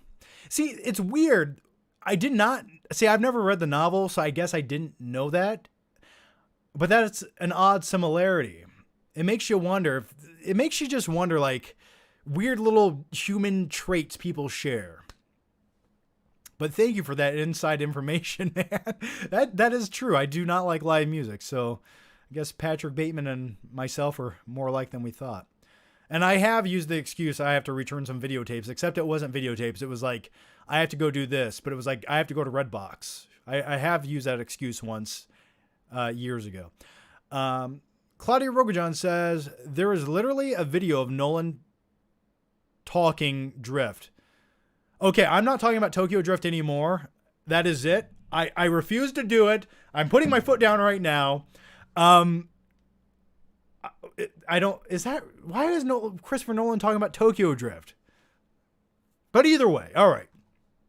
Let's dive into some members' questions over here. And thank you guys for being YouTube members. Much appreciated. Josh Coffey says,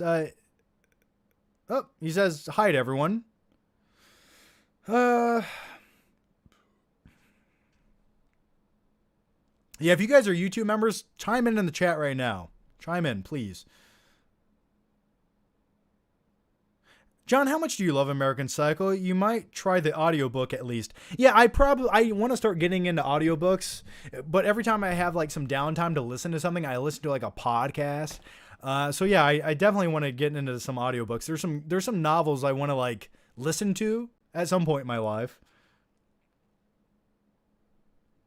Dustin Rich says, do you plan on doing a members only stream sometime soon? Yeah, give me like this month sucked. Let me try to do one soon. I will of course announce a members only stream. And of course, like I'll invite all the members into the stream. We can talk for like an hour or so and whatever you guys want. And my goal with it was to try to figure out a way to get at least maybe 4 or 5 of you guys into the members only stream with video. So maybe I guess Zoom. What's the best way to do that? Zoom? Would that be the best way to do it? I don't know. Let me know.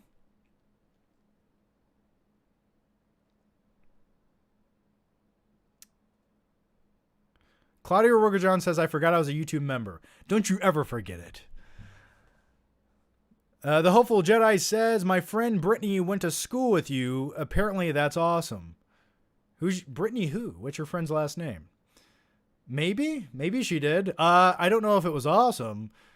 But speaking of school, I went to my high school reunion a couple of weeks ago. That was interesting. That was weird. It was weird. It was like surreal. I was like, what happened it was my 15-year-old high school reunion. 15 years. I'm an old man. What happened? But yeah, tell your friend I said hi, but Brittany who? I remember like 2 Britneys from high school, so let me know. Homelander's #1 fan. Hey, I agree. Do you have a favorite Charlie Chaplin film? I can't say I've ever watched a full-fledged Charlie Chaplin film from start to finish. I don't know. I just haven't really ever sat down and watched silent films. I like Charlie Chaplin. I think he was a great entertainer. I've just never really watched a full-fledged Charlie Chaplin film. I know Robert Downey Jr. was in a Charlie Chaplin film, like biopic in the early 90s, but I never watched it. What is Scuba Steve up to these days? I don't know, man. Couldn't tell you. If you don't know who Scuba Steve is, well, you haven't been watching my channel long enough. Showgirls could be a horror film. Showgirls could be many things. But I'll tell you one thing it isn't, is a good movie. But I remember watching Showgirls on Showtime late at night when I was a kid.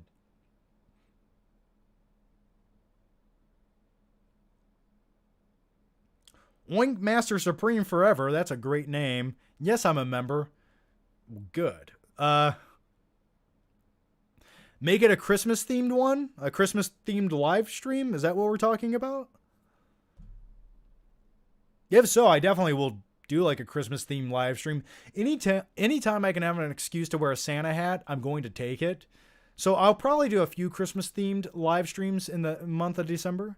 And I still want to do a live stream where we watch a movie together. I do want to do that. I do want to make that happen. So John Wick versus the Punisher, who wins? Probably the Punisher. I just feel like the Punisher would win.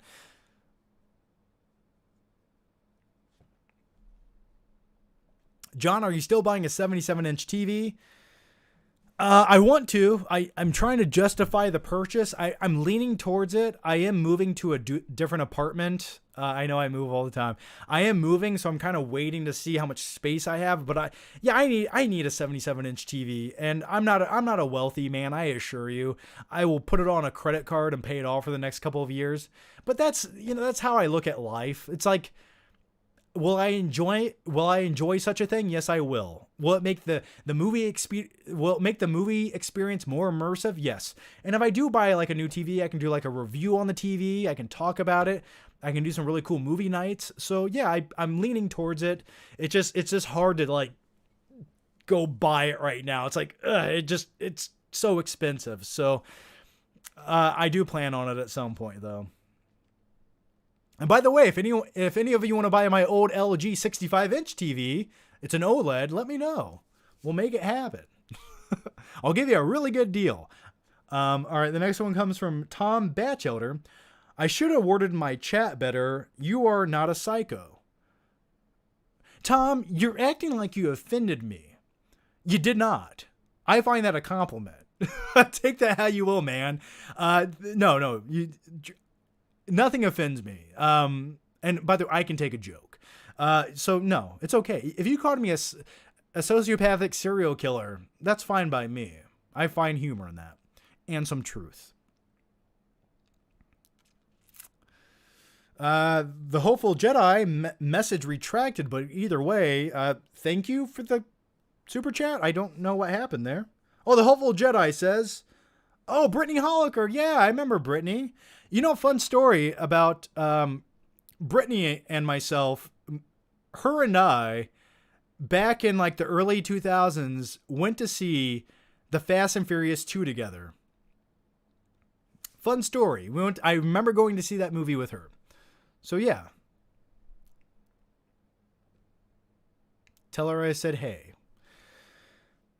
Marcy Cole says smartest movie character. The smartest movie character. I mean, to some degree, I guess you could say Tony Stark was pretty smart. I mean, just the technology that he invented and the things he could do were pretty mind blowing, weren't they? But if you want to go like a little bit more non-fictional, smartest movie character, I don't know. Benedict Cumberbatch in the film where he figured out the algorithm to decode things. What was that called? I forget. He seemed pretty intelligent. I'd go with those.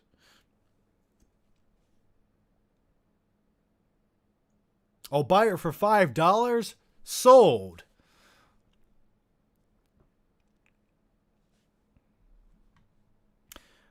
Amory M says, can we watch Tokyo Drift instead of a Christmas movie? I mean, part of me kind of wants to watch Tokyo Drift. The only part, though, I don't want to revisit with Tokyo Drift, and this is the last time I'm talking about fucking Tokyo Drift in this live stream, is I don't want to look at Little Bow Wow. I just can't. He just cheapened the movie. Like, why? Yeah, but by the way, guys, if you guys live in, like, the Indiana area or the Fort Wayne area, like, and you're interested in a TV, or you guys are interested in buying a whole bunch of Blu-ray 4K movies that I don't need anymore, or if you guys are interested in buying a, what else did I have?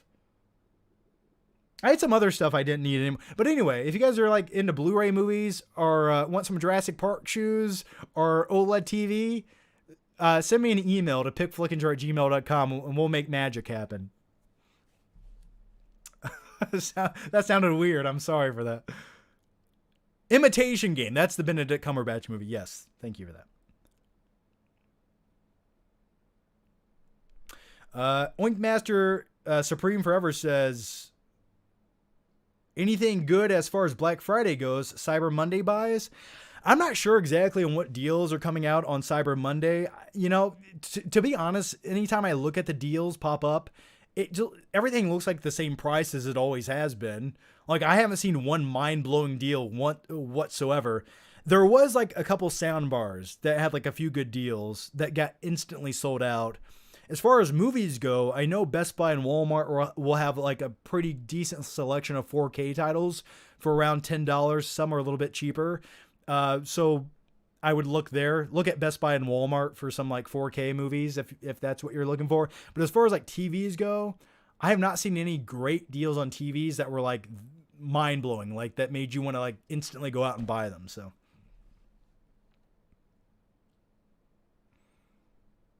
shittiest movie character? I don't know. Probably the Brie Larson as Captain Marvel. There you go. There you go. Oh, you didn't even say shittiest. You said stupidest. I just put shittiest in there. Billy M says, do you think Halloween Kills sweeps the Oscars? Absolutely. For performance, the screenplay of the movie, absolutely. It was so profound. It made me think about my life. So disappointing.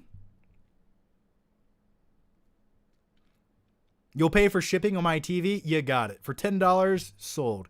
I would not ship this TV. There's no the OLED screen is like literally as thin as this piece of paper. I don't trust myself to ship it. If Lights Camera Jackson said he wanted to be your intern, would you let him? Yes, I'd let him be my intern, just so I could get close enough to just. Never mind. Yes, I would let him be my intern. Yes, I would. And by intern, would I put him in a well down in my basement? Yes, I would. Little Bow Wow's barely in the movie. What are you talking about? Little Bow Wow's one of the main supporting characters in Tokyo Drift. Now you got me talking about Tokyo Drift again.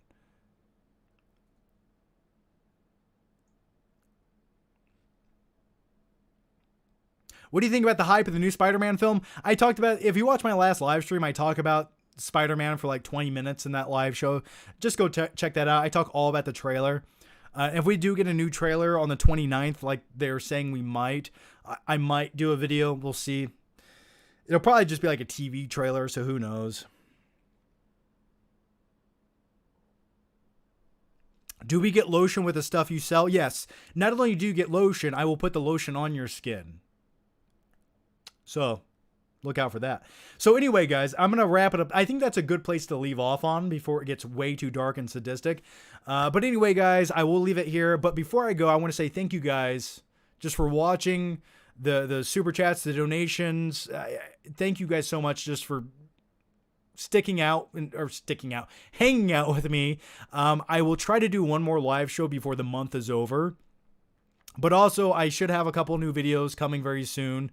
I will probably have I for sure will have a Black Friday Flick Trip video. I might have a brand new movie collection update video.